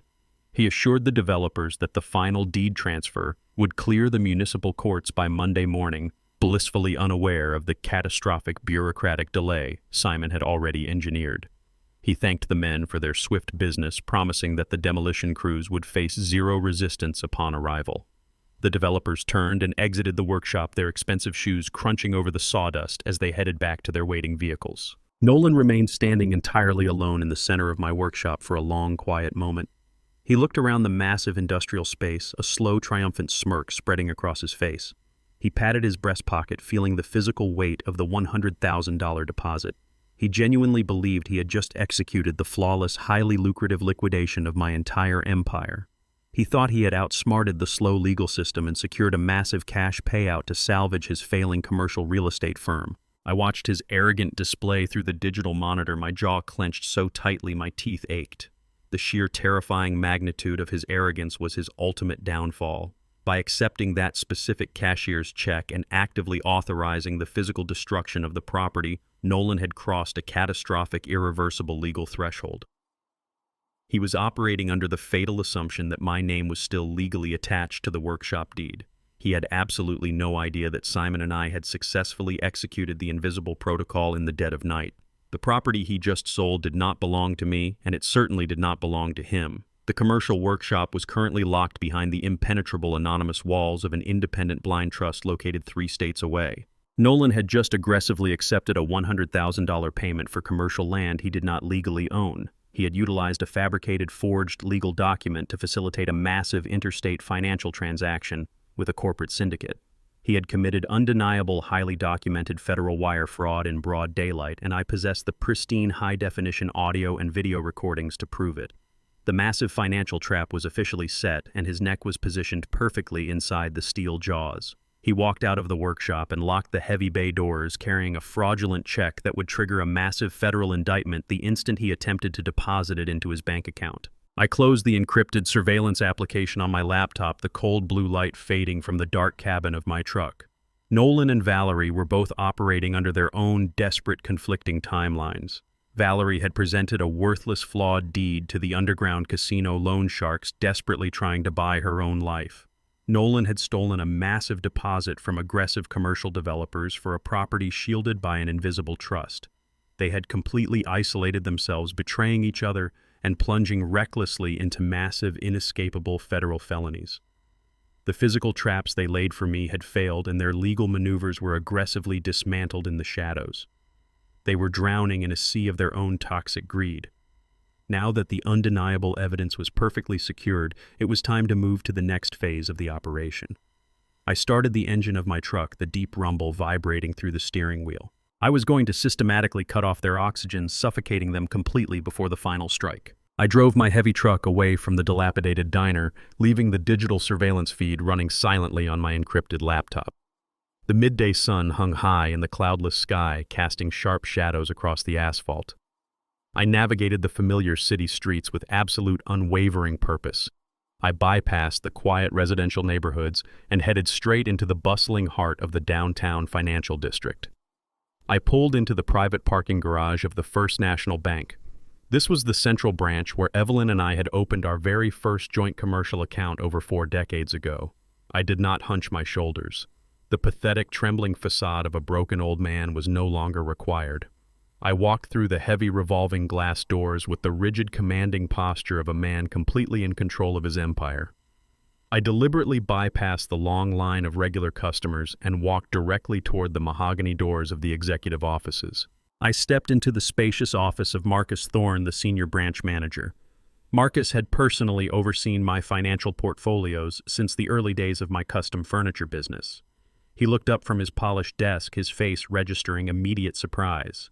I sat down heavily in the plush leather chair opposite him and placed my federal identification flat on the desk. I did not exchange pleasantries. I instructed Marcus to initiate an immediate global freeze on every single financial account bearing my name or my social security number.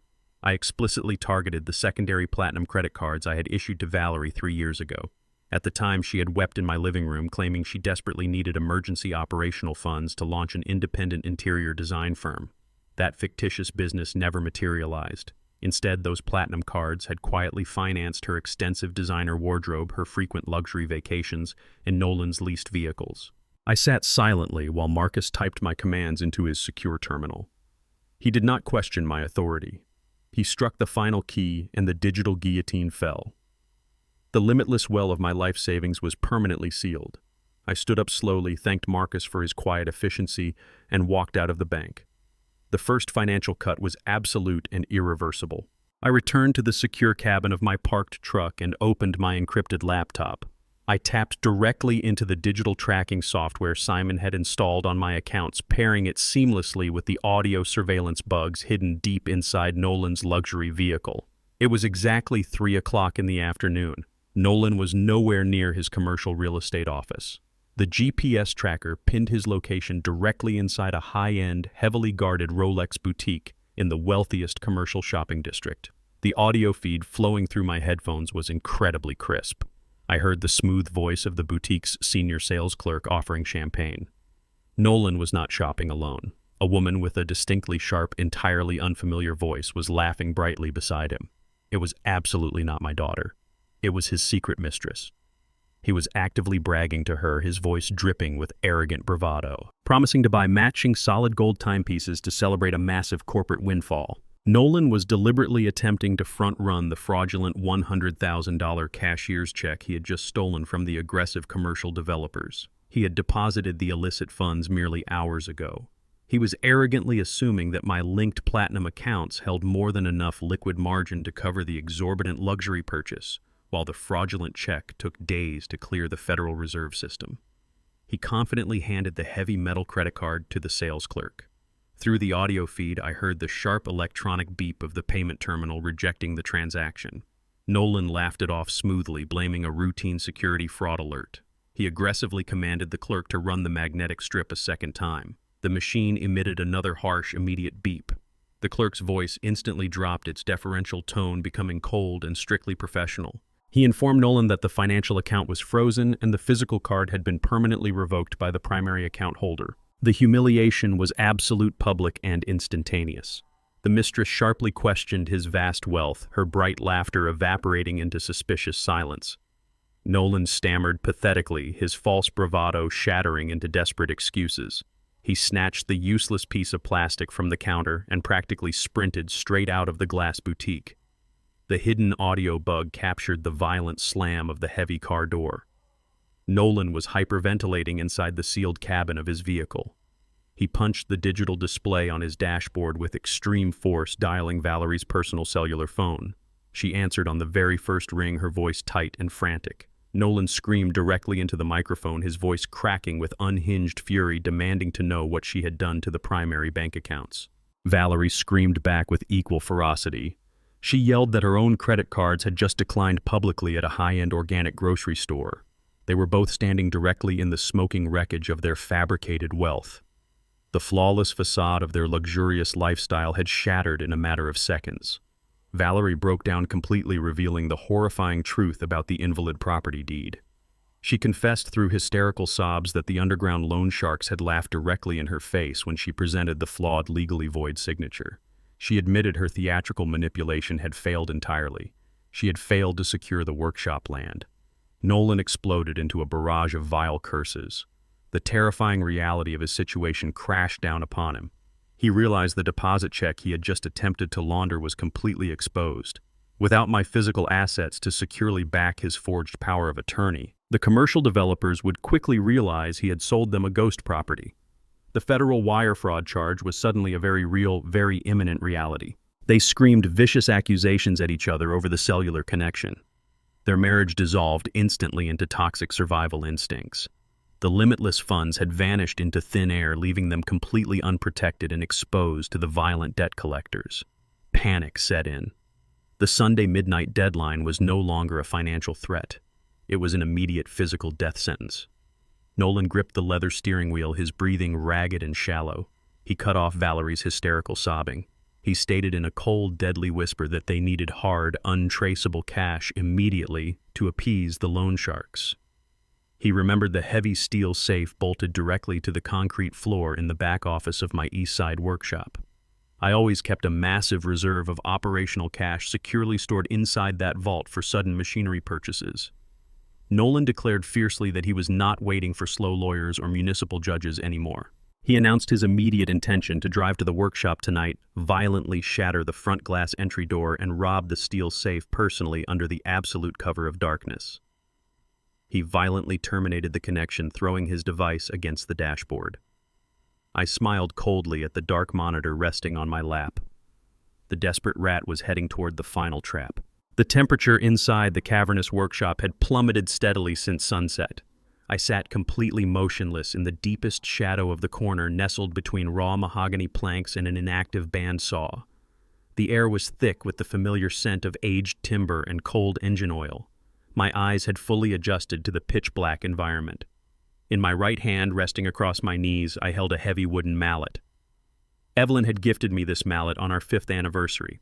I did not intend to use it as a weapon. I held it strictly as a physical anchor, a tactile reminder of the genuine labor that built this empire.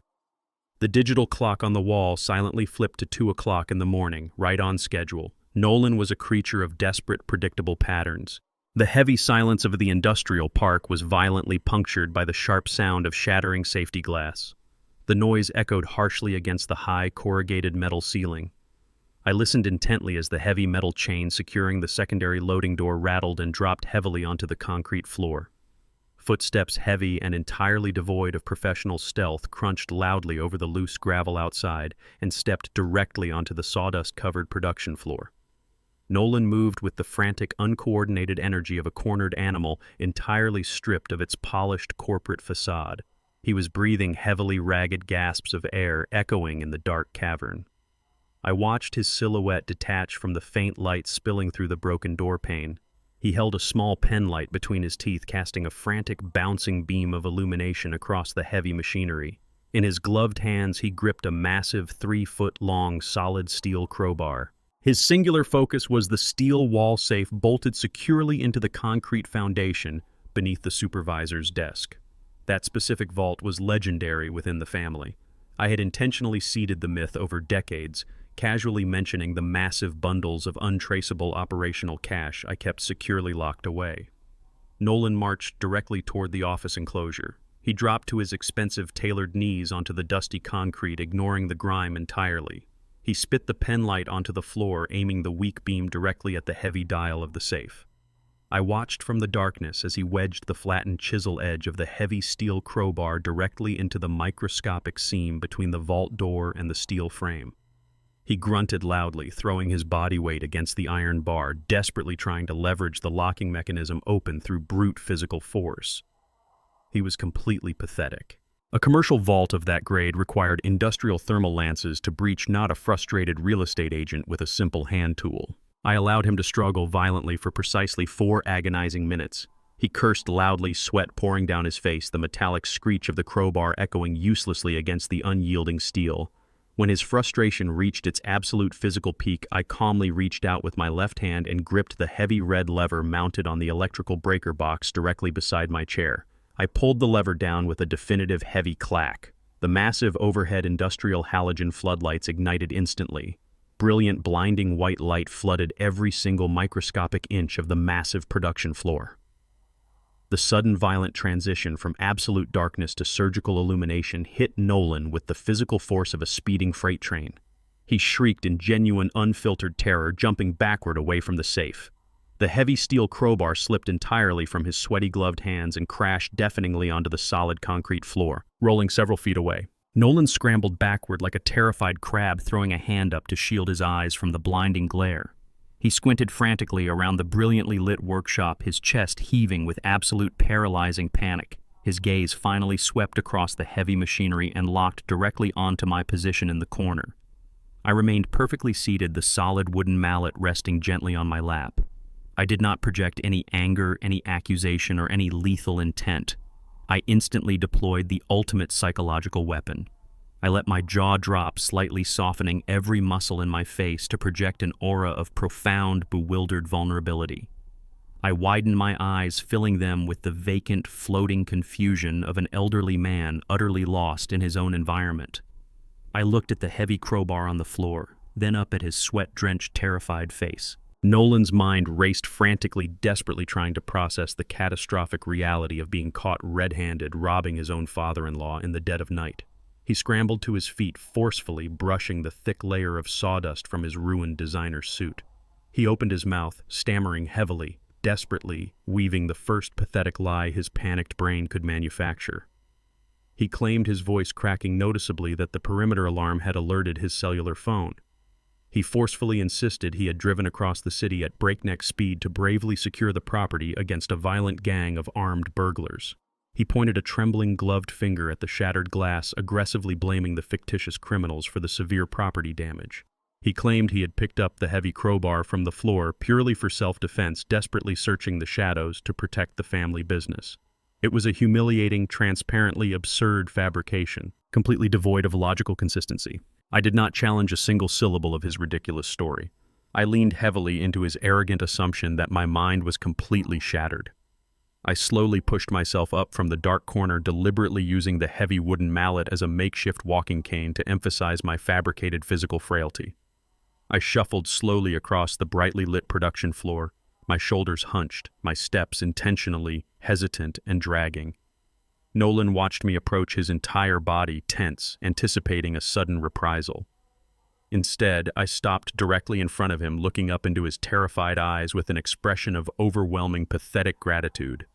I reached out with a trembling hand and gently patted the tense fabric of his shoulder. I softly thanked him in a fragile, wavering voice. I told him he was a brave, remarkable son for rushing into the dark night to protect a confused old man's workshop.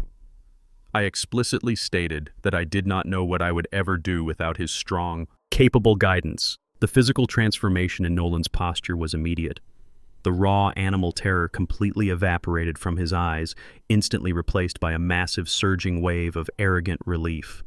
He looked down at my hunched, pathetic figure and genuinely believed he had just witnessed the absolute confirmation of my severe cognitive collapse. Blinded entirely by his own towering arrogance, he simply assumed I was much too far gone to be a physical or legal threat. He aggressively patted my arm smoothly, ushering me toward the exit into the cool night air. The very second I stepped outside, I heard him frantically pull his cellular phone from his tailored pocket. He did not call the police. Instead, he aggressively instructed Valerie to utilize every remaining bribe to push the emergency guardianship hearing to the very next morning at exactly 9 o'clock sharp. The municipal family court building was a sterile fortress of polished marble and cold fluorescent lighting. I walked through the double doors at 8:45, my posture deliberately stooped, leaning heavily on the wooden mallet serving as a crude walking cane. Simon walked closely beside me, his tailored charcoal suit a stark contrast to my worn cardigan. He carried a single, thick leather briefcase. We took our designated seats at the respondent's table. The room was suffocatingly quiet, the stale air thick with the bureaucratic weight of lives being legally dismantled. Directly across the central aisle sat Valerie and Nolan. They looked exhausted but vibrated with a frantic feral energy. Nolan's eyes were severely bloodshot from his terrifying midnight encounter at the workshop. Valerie wore a conservative navy blouse carefully chosen to project an image of a devoted, distressed daughter. She had masterfully reapplied the theatrical purple bruising to her jawline, ensuring the presiding judge would immediately see the physical manifestation of her fabricated domestic trauma. They stared straight ahead at the empty judicial bench, counting down the agonizing seconds to their supposed financial salvation. At 9 o'clock, Judge Harrison Miller entered the courtroom. He was an uncompromising man known for aggressively clearing his overcrowded docket. The bailiff called the emergency guardianship petition to order. Valerie's attorney called her to the witness stand. She took the federal oath and sat in the witness box. She took a deep, shuddering breath, instantly commanding the attention of the entire room. She launched into a performance of breathtaking sociopathic brilliance. Tears welled up in her eyes, spilling over her powdered cheeks as she described my supposed rapid, terrifying mental deterioration. She sobbed openly, clutching a crumpled tissue, claiming that I had recently begun wandering the dangerous city streets at night, completely unable to recognize my own flesh and blood. She pointed a trembling finger at the dark painted bruise on her face, lying under oath without a single flinch. She claimed that in a state of severe aggressive dementia, I had physically struck her with a heavy tool when she tried to gently prevent me from operating dangerous machinery at the commercial workshop. She wept uncontrollably, begging Judge Miller to grant her and Nolan immediate total administrative control over my physical body and my entire financial estate, swearing it was the only way to protect her father from destroying his life. I sat still beside Simon, maintaining a vacant, slack-jawed expression. I did not react to her vicious slander. I let every single fabricated accusation cement itself permanently into the official court transcript. When Valerie finally stepped down, dabbing her fake tears, her attorney called their star witness. The man calling himself Dr. Eris Thorne strode confidently to the stand. He wore the exact same pristine white medical coat from yesterday and projected an aura of unyielding clinical authority. He swore to tell the absolute truth, completely disregarding the severe federal laws he was actively violating. Thorne proceeded to systematically dismantle his own freedom with every arrogant syllable. He testified smoothly that he had conducted a comprehensive, specialized neurological evaluation of my cognitive state at my residence. He lied directly to the judge, stating confidently that I suffered from an advanced, highly aggressive form of irreversible dementia. He presented a stack of forged medical documents confirming under penalty of perjury that I lacked all fundamental capacity to manage my own basic hygiene or oversee a massive commercial business. He concluded by recommending that I be permanently stripped of my legal autonomy and remanded to a secure psychiatric care facility. Throughout the entire agonizing hour of their flawless presentation, Simon did not raise a single verbal objection. He did not cross-examine Valerie regarding the glaring inconsistencies in her fabricated timeline. He did not challenge the fake neurologist on his complete lack of a prior medical history with me.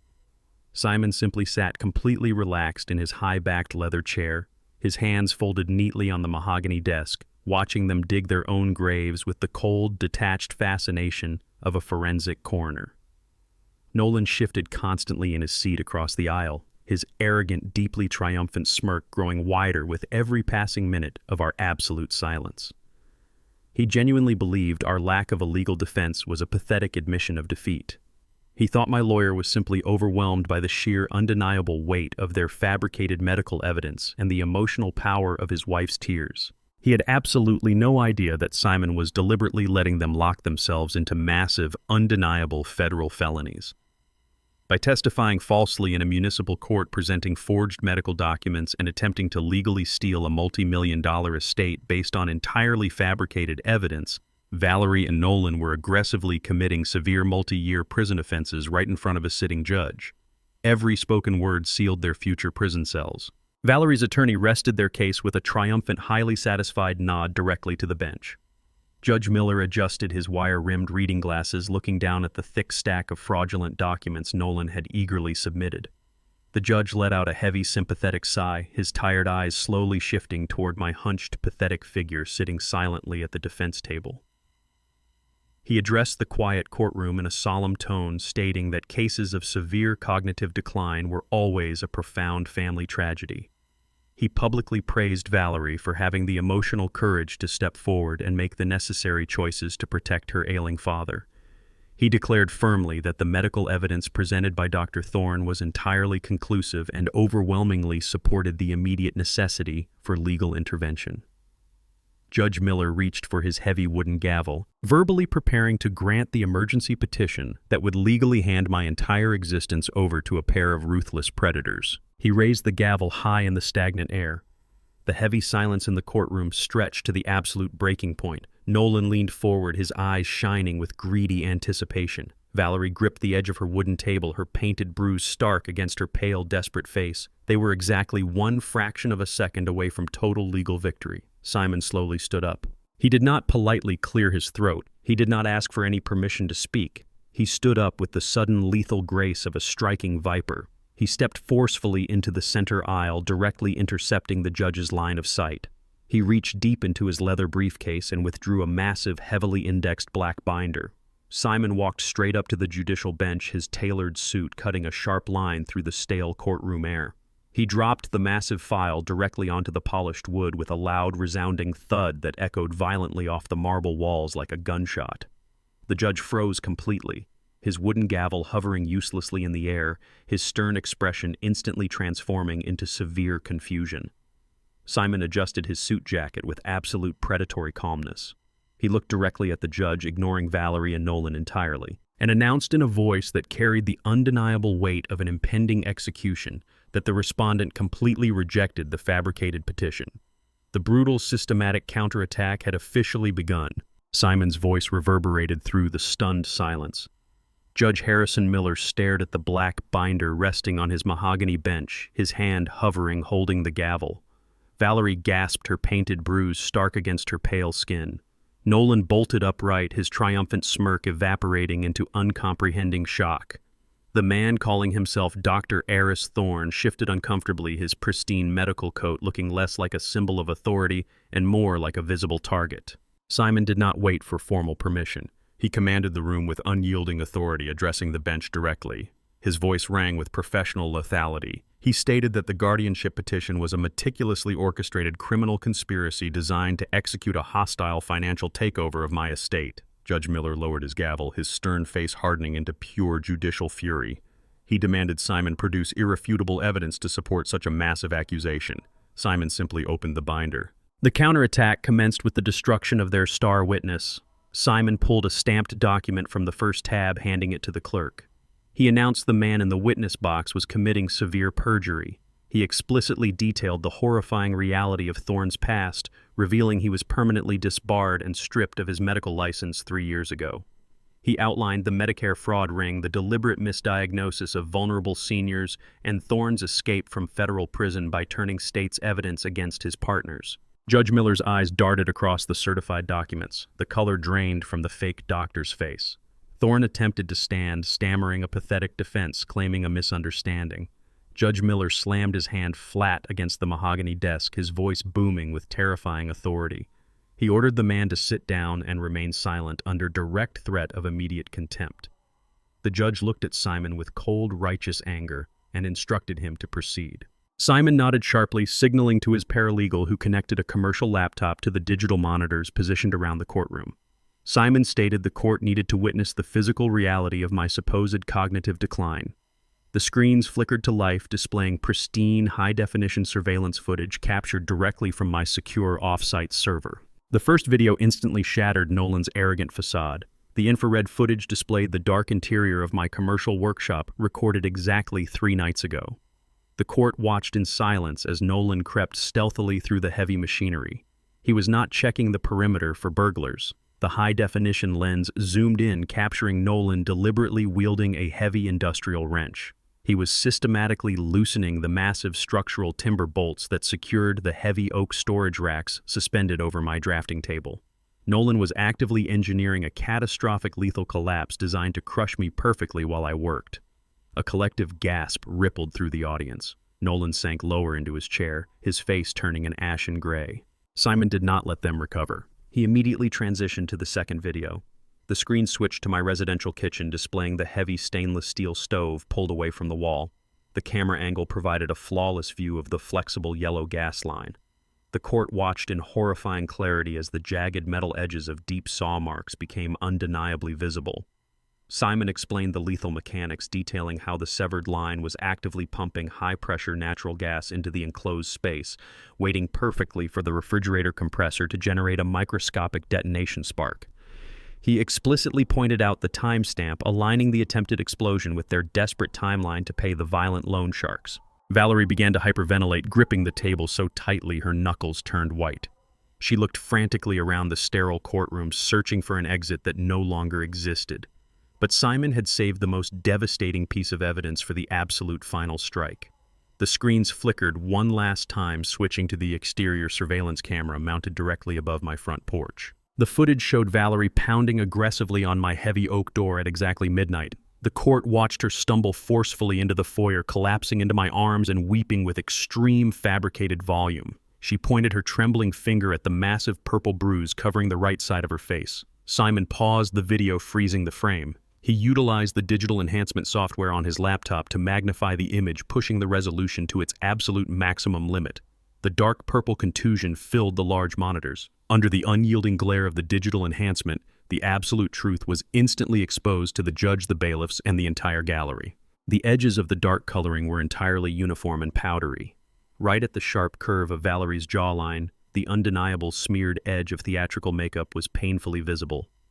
The grease paint had lightly transferred onto the collar of her torn cashmere sweater, leaving a clear, damning smudge against the white fabric. Simon stated coldly that my daughter had not been brutally beaten. She had sat in front of a mirror and intentionally painted a fraudulent injury onto her own face to weaponize my paternal love and legally steal a commercial property deed. Judge Harrison Miller did not need to see another frame. The overwhelming magnitude of the criminal conspiracy laid bare pushed him over the edge of professional decorum. His face was rigid with furious disgust. He slammed his heavy wooden gavel down onto the sounding block with a force that echoed like a thunderclap. He immediately and permanently threw out the emergency guardianship petition, striking it entirely from the municipal record. He pointed a trembling, furious finger directly at the witness box, ordering the armed bailiffs to instantly detain Dr. Eris Thorne. 2 uniformed officers moved with tactical precision. They seized the fake doctor by the arms, violently hauling him out of the wooden box and slapping heavy steel handcuffs onto his wrists right in the middle of the courtroom. The sound of the ratcheting metal echoed sharply. Total chaos consumed the sterile courtroom. The judge furiously instructed the clerk to forward the digital surveillance package and Simon's comprehensive binder directly to the district attorney's major crimes division. He demanded a full federal investigation into conspiracy, attempted murder, and severe wire fraud. Amidst the shouting bailiffs and the slamming gavel, Valerie and Nolan recognized their incredibly narrow window for escape. Warrants for their specific arrests would take the district attorney a few hours to formally process and execute. They were entirely exposed, but they were not yet in steel handcuffs. Nolan grabbed Valerie by her elbow, his grip bruising and desperate. They shoved their way past the shocked onlookers, bursting through the heavy double doors and sprinting down the polished marble hallway. They fled the municipal courthouse in a state of sheer, unadulterated shock. They burst out into the bright midday sun, gasping for air, running frantically toward their leased luxury sports utility vehicle parked on the crowded city street. Their flawless facade of a wealthy, untouchable lifestyle was completely obliterated. They were facing multiple severe federal indictments. However, as Valerie ripped open the passenger side door and threw herself into the leather seat, a sudden, sickening wave of arrogant hope washed over her trembling body. She gripped her torn designer handbag tightly against her chest. Her breath hitched, but a dark, triumphant smirk slowly began to pull at the edge of her painted, smudged face. She looked at Nolan, who was violently cranking the heavy engine to life. She genuinely believed that, despite the catastrophic courtroom disaster, they had not lost the war. She possessed the physical signed property transfer document from midnight. She firmly believed she held the ultimate trump card, clutching a completely worthless piece of paper that she thought would buy their lives back from the underground loan sharks. The frantic retreat. Nolan drove the sports utility vehicle with reckless aggression. He swerved violently through the congested downtown traffic, his knuckles white against the steering wheel. The tires screeched against the asphalt as he ran a red light, narrowly avoiding a heavy delivery truck. He constantly checked the rearview mirror, his paranoid mind manifesting federal agents in every unmarked sedan behind them. Valerie sat rigidly in the passenger seat, her chest heaving with sharp, panicked breaths. She refused to let go of her designer handbag, her manicured fingers digging fiercely into the leather. Inside that bag rested the fraudulent property transfer document. She was rapidly convincing herself that this forged piece of paper was their ultimate salvation. She verbally strategized with unhinged speed, insisting they could immediately contact the underground debt collectors, surrender the deed entirely, and vanish across the state line before the district attorney finalized the federal arrest warrants. Nolan nodded sharply, his jaw clenched so tightly it looked ready to fracture under the immense pressure. They just needed a few hours of absolute security to pack their passports, gather their hidden cash reserves, and coordinate the illicit handover. They sped toward their primary sanctuary, the towering glass-paneled luxury apartment building in the wealthiest residential district. It was an exclusive fortress of modern architecture where they had lived for the past 3 years. They genuinely believed those thick concrete walls and highly paid private security guards would provide the perfect, impenetrable barrier against the collapsing world outside. The hidden ownership. They had absolutely no idea that their precious residential fortress was the ultimate monument to my silent, methodical control. 5 years ago, anticipating the long-term necessity of diversifying my commercial assets, I had instructed Simon to aggressively purchase that exact high-rise property. The entire building, from the subterranean parking garage to the exclusive penthouse suites, was legally owned and managed by my anonymous blind trust. When Nolan and Valerie first married, they constantly complained about the exorbitant cost of downtown living, begging for financial assistance. I had secretly arranged for the building's property management company to offer them a highly subsidized lease agreement under the guise of a rare corporate promotion. For 3 years, I had quietly subsidized their lavish, unearned lifestyle. I watched them host arrogant dinner parties and brag constantly about their incredible real estate luck, entirely unaware that they were sleeping every single night under a roof I exclusively owned. Every rent check they paid went directly back into my secure holding accounts. I had allowed them to build their fake empire inside my physical domain. Now that invisible string was about to be violently pulled tight, snapping their false reality in half. The interception. Nolan mounted the curb, abandoning his vehicle directly in the designated fire lane with the engine still running. He completely bypassed the confused valet stand, dragging Valerie by the arm toward the grand entrance. They burst through the heavy glass doors and stormed into the pristine, climate-controlled marble lobby, their shoes echoing loudly against the polished stone. They did not make it anywhere near the private elevator banks. Mr. Sterling, the senior building manager, was standing squarely in the center of the expansive floor. Flanking him were 4 heavily armed, broad-shouldered private security contractors. Sterling was a meticulously professional man, completely devoid of empathy for criminal tenants. Simon had contacted him exactly 1 hour ago with explicit instructions to execute the immediate expulsion protocol. Sterling stepped forward, physically blocking Nolan's path. He did not offer his usual deferential greeting. He held up a thick manila envelope. He coldly informed Nolan and Valerie that their lease agreement was immediately and permanently terminated. Nolan's face contorted into a mask of desperate outrage. He stepped aggressively toward Sterling, shouting loudly that he paid a massive premium for this residency and demanded immediate access to his private suite. Sterling did not flinch. He remained stoic, sliding the formal eviction notice out of the envelope with practiced precision. He read the primary clauses aloud, his voice echoing sharply off the high marble walls. He stated that the property management explicitly reserved the unilateral right to execute a mandatory 24-hour emergency eviction under the strict moral turpitude clause. He cited the active federal fraud investigation, their direct involvement in a severe criminal conspiracy, and the impending felony indictments as absolute undeniable grounds for immediate expulsion. The luxury building maintained a zero-tolerance policy for federal felons. Valerie shrieked, her voice cracking with hysterical indignation. She threatened to sue the management company into bankruptcy, citing standard municipal tenant rights and aggressively demanding a formal 90-day grace period to relocate. The pavement reality. Sterling offered a cold, humorless smile that destroyed her legal threats. He informed her with absolute factual precision that standard tenant protections were entirely nullified by active federal wire fraud indictments and severe criminal liability. He revealed that the anonymous owner of the blind trust had personally contacted the municipal housing authority, presented the undeniable surveillance evidence from the courthouse, and legally expedited the emergency removal protocol. They were officially classified as an immediate physical liability to the property. Nolan grabbed the eviction document, tearing the heavy paper in a fit of violent rage. He demanded 5 minutes to go upstairs, threatening physical violence against the guards if he was not allowed to retrieve his personal safe and designer suits. Sterling shook his head slowly, signaling to the armed contractors. He stated with absolute finality that the apartment had already been completely vacated by the maintenance staff. The armed security contractors stepped forward, physically surrounding Nolan and Valerie in a tight perimeter of dark tactical gear. They systematically forced my daughter and my son-in-law backward, marching them aggressively toward the revolving glass doors. Valerie fought back desperately, swinging her designer handbag and screaming vile insults at the silent guards, but she was effortlessly overpowered. They were violently shoved out onto the hot, unforgiving concrete of the city street. The heavy glass doors locked shut behind them with a definitive metallic click.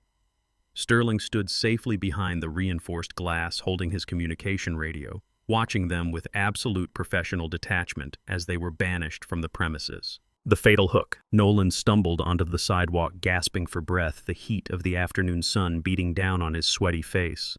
He looked down the street and completely froze in sheer horror. Sitting haphazardly on the dirty, oil-stained pavement directly next to a leaking municipal dumpster was the physical entirety of their glamorous life. Their expensive luggage, Valerie's silk dresses, Nolan's tailored suits, and their imported Italian shoes had been violently stuffed into heavy black industrial trash bags and tossed mercilessly onto the curb. Complete public humiliation washed over them. Wealthy pedestrians walked past, staring openly at the pathetic, disheveled couple standing helplessly over a pile of literal garbage bags. They were officially locked out, stripped of their sanctuary, and entirely homeless in the middle of the afternoon. Valerie dropped to her bare knees right there on the pavement, furiously digging through the black trash bags, desperately trying to salvage her expensive jewelry boxes from the filth. She clutched the forged workshop deed tightly to her chest, sobbing hysterically that they still had the land. They still had the leverage to survive the nightmare. Nolan stood paralyzed, staring blankly at the locked glass doors of his former kingdom. Suddenly, his cellular phone vibrated violently in his suit jacket pocket. The caller identification displayed the name of the lead commercial real estate developer. Nolan answered the call, his voice a pathetic, trembling whisper, expecting a routine logistical update. He did not hear a standard business inquiry. The developer's harsh, gravelly voice blasted through the speaker with lethal, unhinged fury. The massive corporate syndicate had just run the property title through their private legal network. They realized instantly that the commercial workshop was shielded firmly behind an impenetrable anonymous blind trust. The developer stated explicitly that they knew the power of attorney was a complete forgery, and that Nolan had aggressively stolen their massive cash deposit.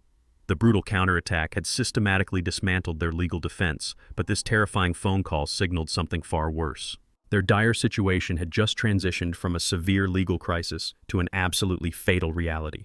Nolan dropped the cellular phone onto the center console of his leased luxury vehicle, the developer's furious, gravelly threats still vibrating violently through the confined cabin. The sheer panic in his bloodshot eyes rapidly hardened into a reckless, unhinged determination. He gripped the leather steering wheel so tightly his knuckles turned a sickly white, and he slammed his heavy shoe onto the accelerator. He genuinely believed that if he could physically force the massive wrecking crews to completely level the brick structure before the municipal courts officially processed the trust documents, he could somehow salvage the catastrophic situation. He reasoned that an empty, demolished lot could still be leveraged to satisfy his violent underground creditors. It was the frantic, deeply irrational logic of a desperate man completely out of viable options. Valerie sat rigidly beside him in the passenger seat, her chest heaving with shallow, panicked breaths. She gripped the useless, forged property deed with trembling fingers, her eyes darting wildly as the busy city streets blurred past the tinted windows. They sped recklessly toward the East Side Industrial District, leaving the pathetic remnants of their luxurious fabricated life sitting abandoned in black industrial trash bags on the baking pavement. The heavy sliding bay doors of my commercial workshop were already rolled completely open when Nolan's vehicle skidded aggressively onto the loose gravel driveway, kicking up a massive cloud of gray dust. He threw the heavy transmission into park and lunged out of the driver's side door, carrying the fraudulent power of attorney clutched tightly in his sweating hand. He fully expected to find the massive diesel-powered wrecking crews idling loudly, waiting solely for his unilateral verbal authorization to begin the violent destruction. Instead, he found absolute suffocating silence. The heavy steel lathes, the thick wooden workbenches, and the overhead timber racks sat completely untouched beneath the high corrugated metal ceiling.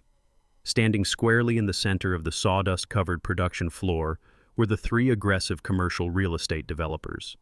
They were not wearing their practiced corporate smiles, and they did not look eager to finalize a highly lucrative land transaction.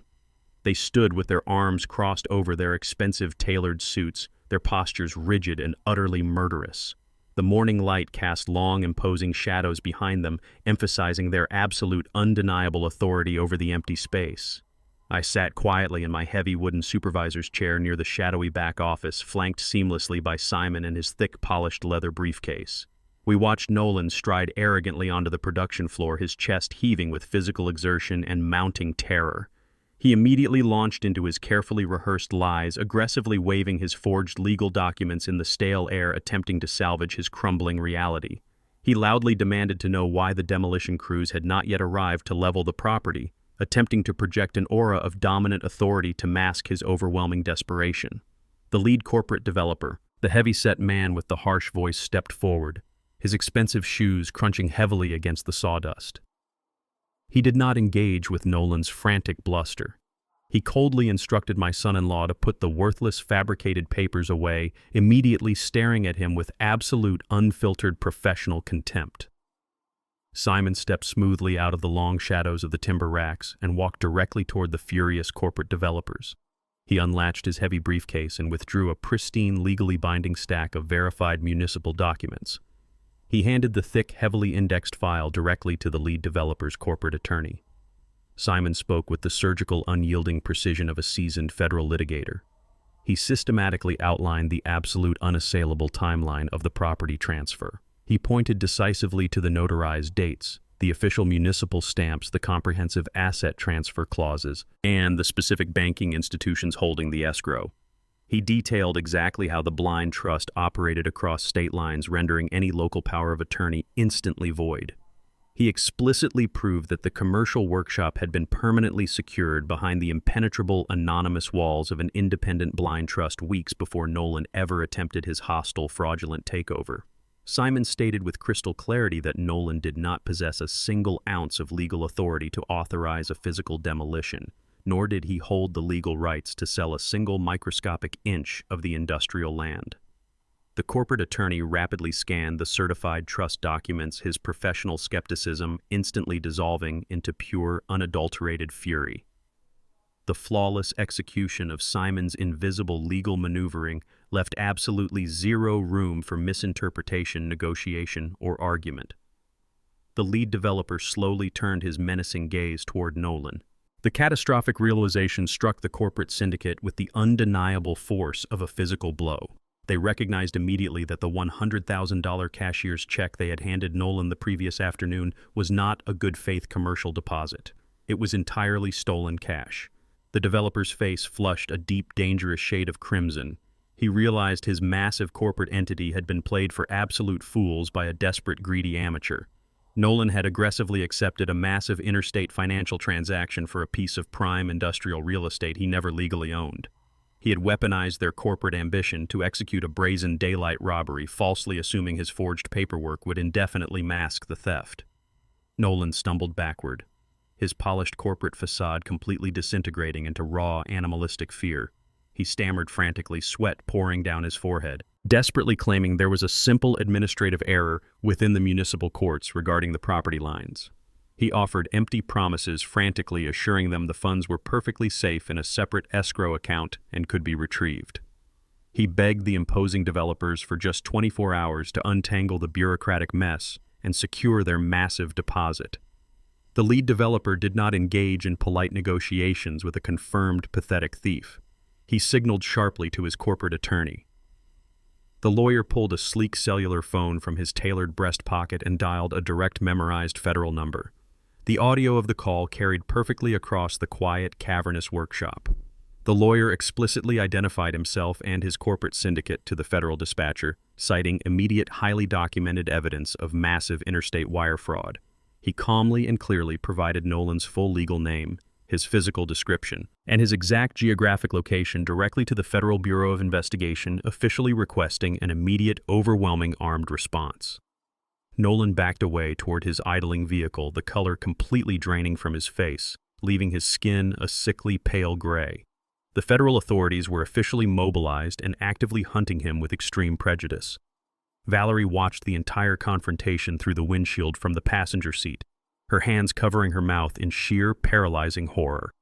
The corporate developers aggressively blocked their path, stepping forward with clenched fists and loudly demanding the immediate return of their stolen funds, threatening severe civil litigation on top of the criminal charges.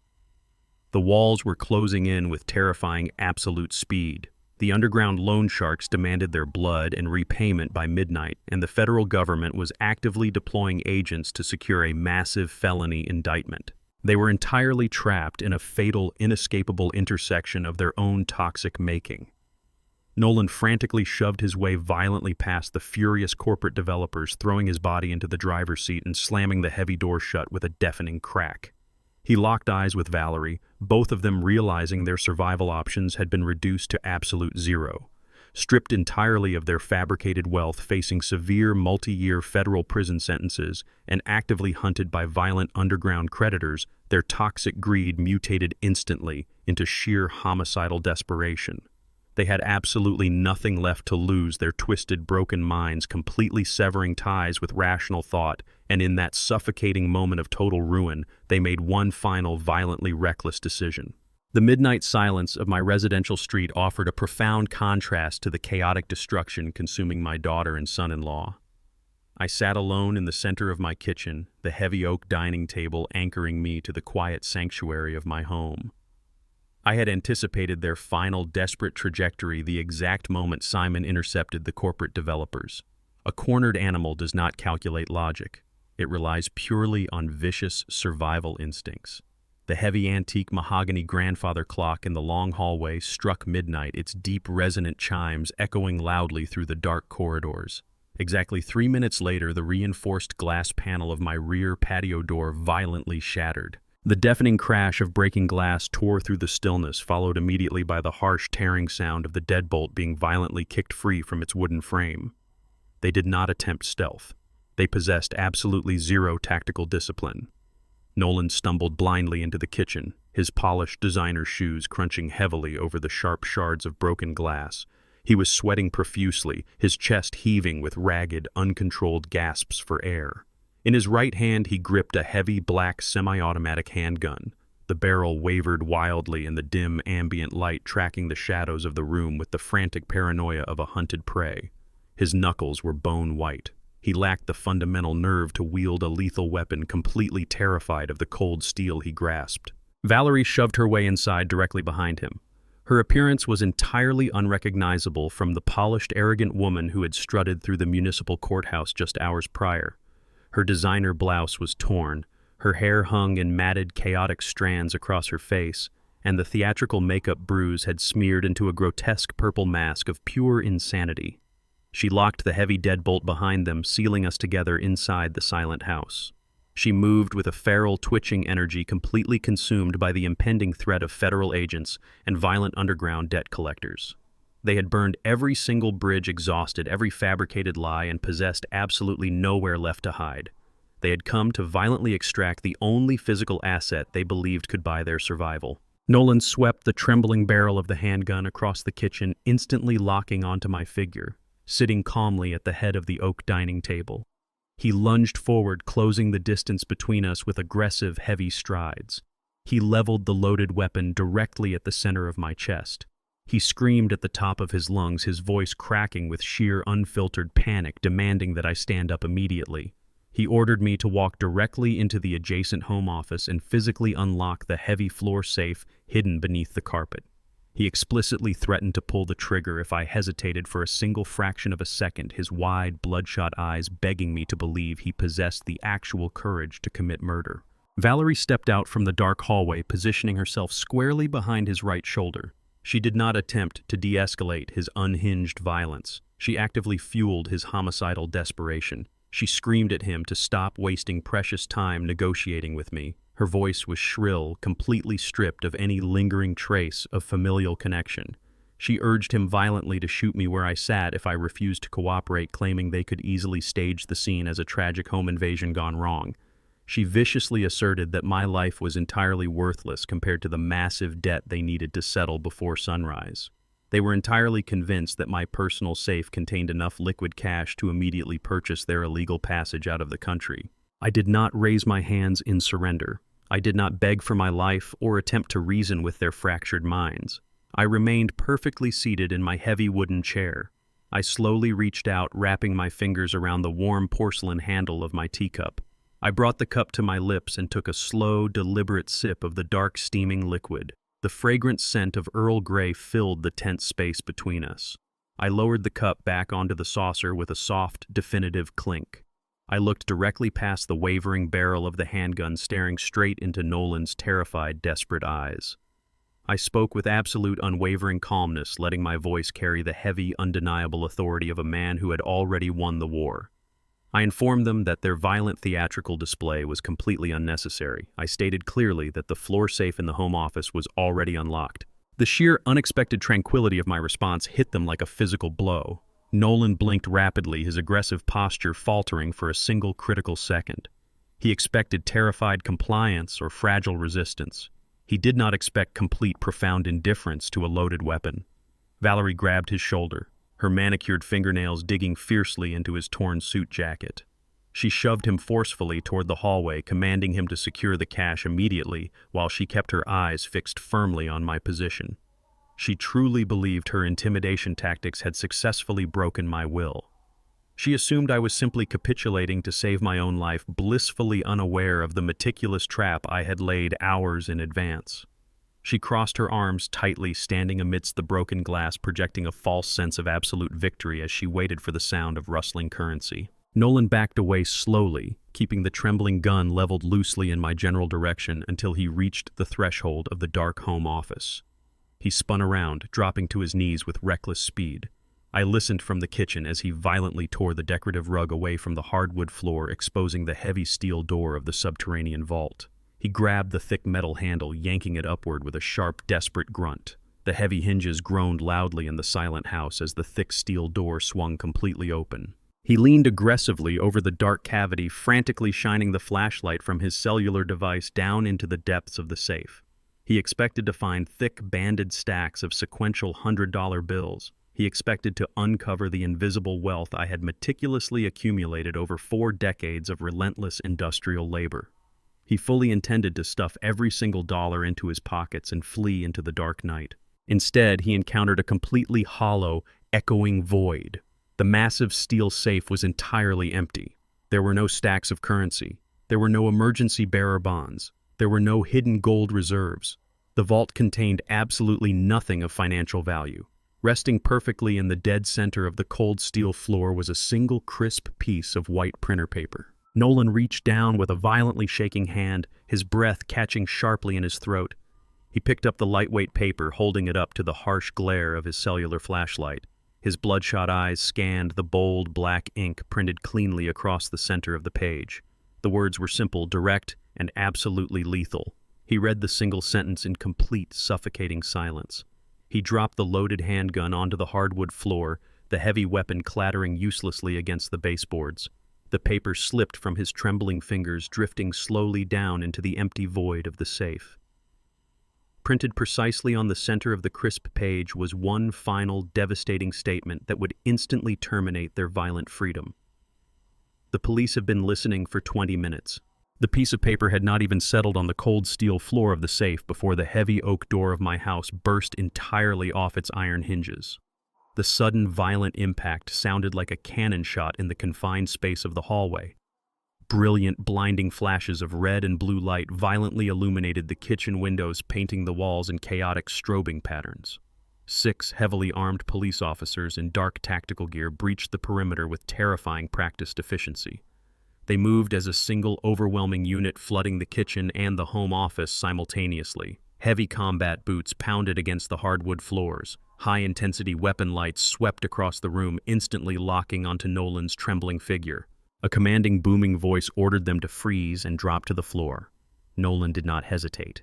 His legs gave out completely. He collapsed onto the hardwood, raising his hands high above his head in sheer, unadulterated terror. The loaded handgun remained uselessly on the floor beside the empty safe.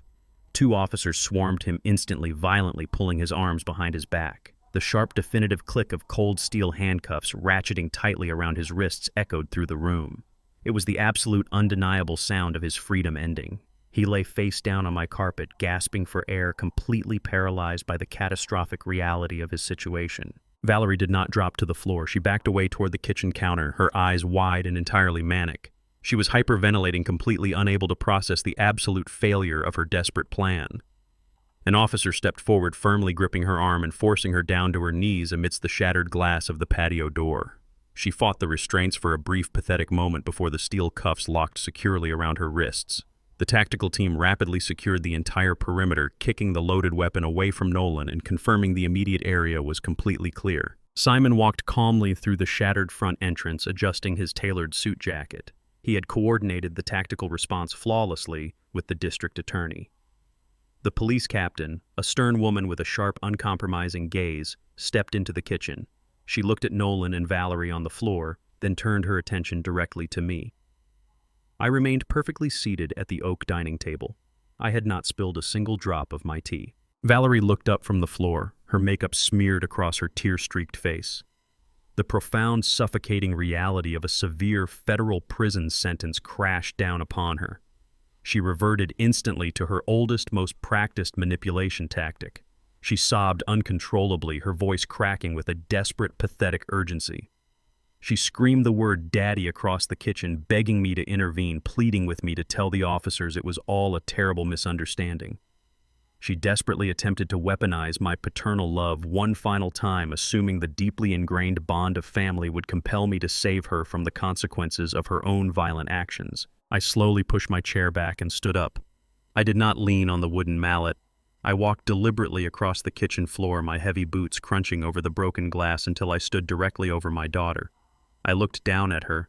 My eyes were entirely flat, completely devoid of any warmth, pity, or paternal affection. The profound grief that had haunted me for weeks had entirely burned away, replaced by the cold, unyielding clarity of a man who had finally accepted the brutal truth. I reached into the pocket of my cardigan and pulled out a small, encrypted black hard drive. It contained every single piece of unassailable evidence Simon and I had meticulously gathered. The flawless security footage of Nolan loosening the heavy timber bolts in the workshop. The terrifying close-up video of the sawed-off gas line behind the stove. The pristine audio recordings of their violent, desperate threats. I turned away from Valerie and handed the drive directly to the police captain. I looked back down at the woman kneeling on my floor. I spoke clearly, my voice resonating through the silent kitchen with absolute, irreversible finality. I stated that I had absolutely no daughter. I declared that the woman I raised had died the moment she decided my life was an acceptable price for her luxurious convenience. The familial bond was officially permanently severed. Valerie gasped, as if I had physically struck her. The last remaining shred of her manipulative leverage completely evaporated. The police captain signaled sharply to her officers. They hauled Valerie and Nolan violently to their feet. Nolan was entirely catatonic, his eyes vacant and staring blankly ahead. He stumbled blindly as the officers marched him toward the shattered front door. Valerie sobbed hysterically, twisting against the tight steel handcuffs, her cries echoing loudly down the dark suburban street. They were aggressively forced into the back of separate, heavily armored police cruisers. The heavy doors slammed shut with definitive metallic finality. I stood on the ruined porch of my home, the cold night air rushing through the broken doorframe.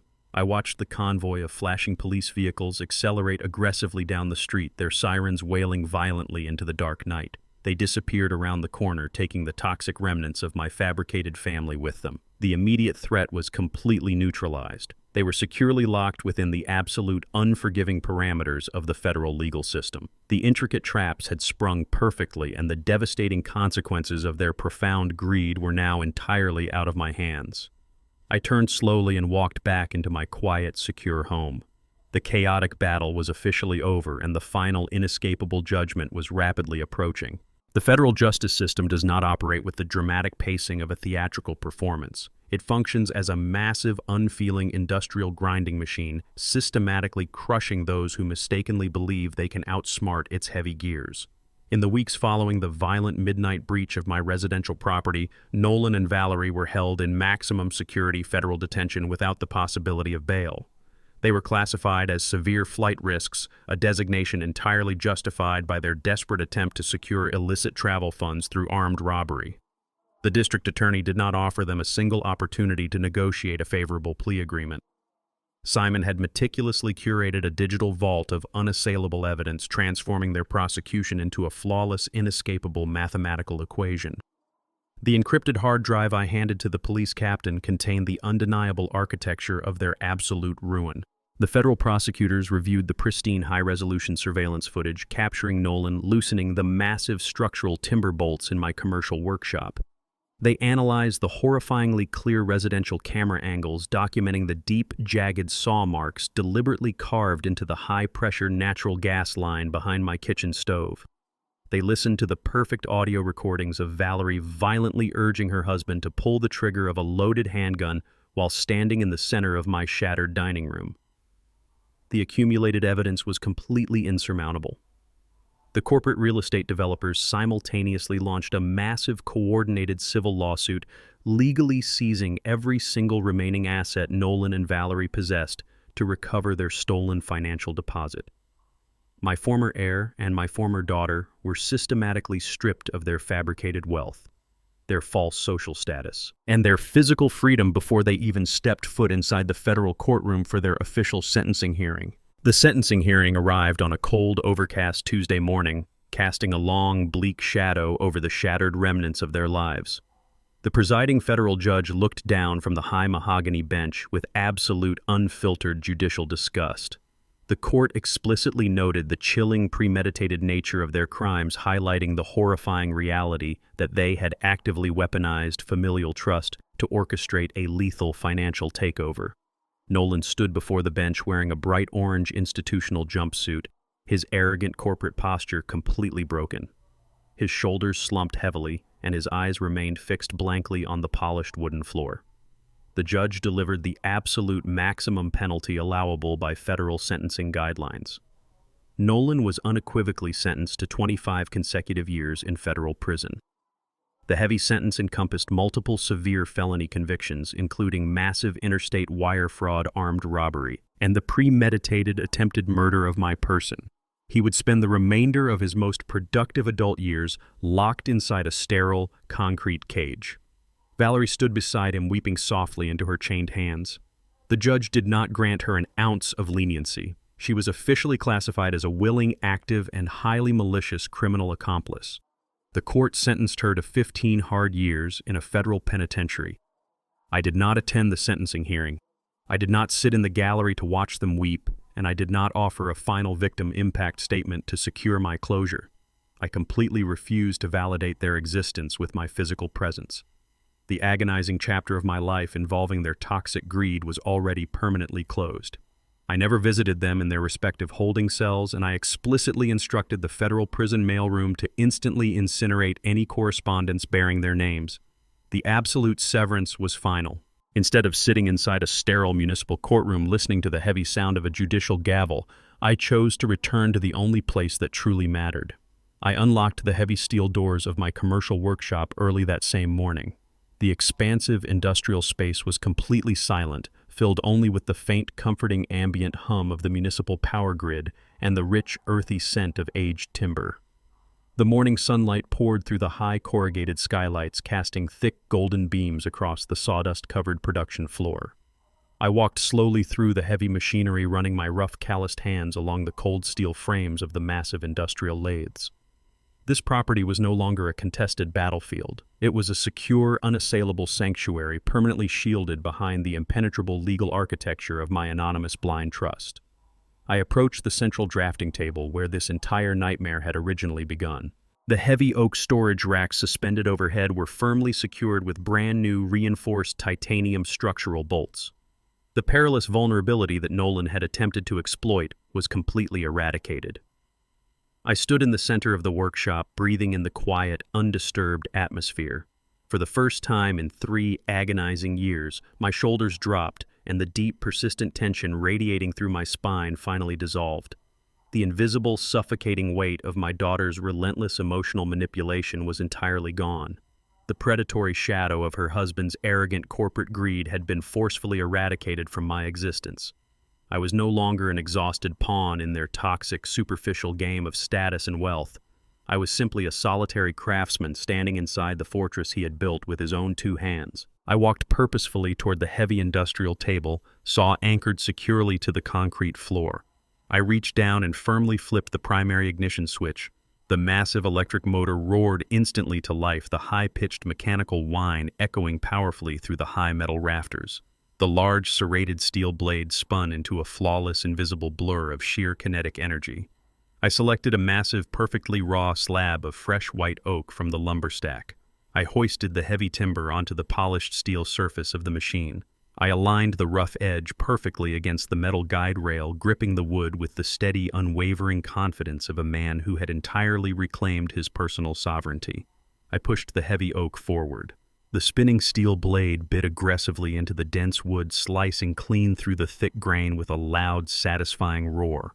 A beautiful, fragrant arc of golden sawdust erupted into the air, catching the morning sunlight as it fell gracefully onto the concrete floor. I finished the precise cut and powered down the heavy machinery. The loud mechanical whine slowly spun down into complete, absolute silence. I looked down at the fresh layer of wood shavings dusting the floor around my heavy work boots. In the past, I would have hired an apprentice to maintain the workspace, focusing my energy entirely on securing maximum profits to blindly subsidize Valerie's luxurious demands. Today, however, I made a completely different, independent choice. I walked over to the supply closet and retrieved the wide bristle push broom. I grasped the wooden handle firmly and began to sweep the floor myself. I moved with slow, methodical precision, gathering the golden dust into a neat, manageable pile. With every deliberate stroke of the heavy bristles, I was permanently clearing out the lingering toxic debris of their massive betrayal. I swept away the lies, the greed, and the profound disrespect that had poisoned my home. I stood alone in the quiet of my workshop. Order, peace, and absolute dignity were permanently restored. If you found value in this story of reclaiming dignity and setting absolute boundaries, please share your thoughts in the comments section below. Tell me which city you are listening from today. Do not forget to like this video, subscribe to the channel, and share it with anyone who might need the courage to protect their own peace. I look forward to seeing you in the next life story.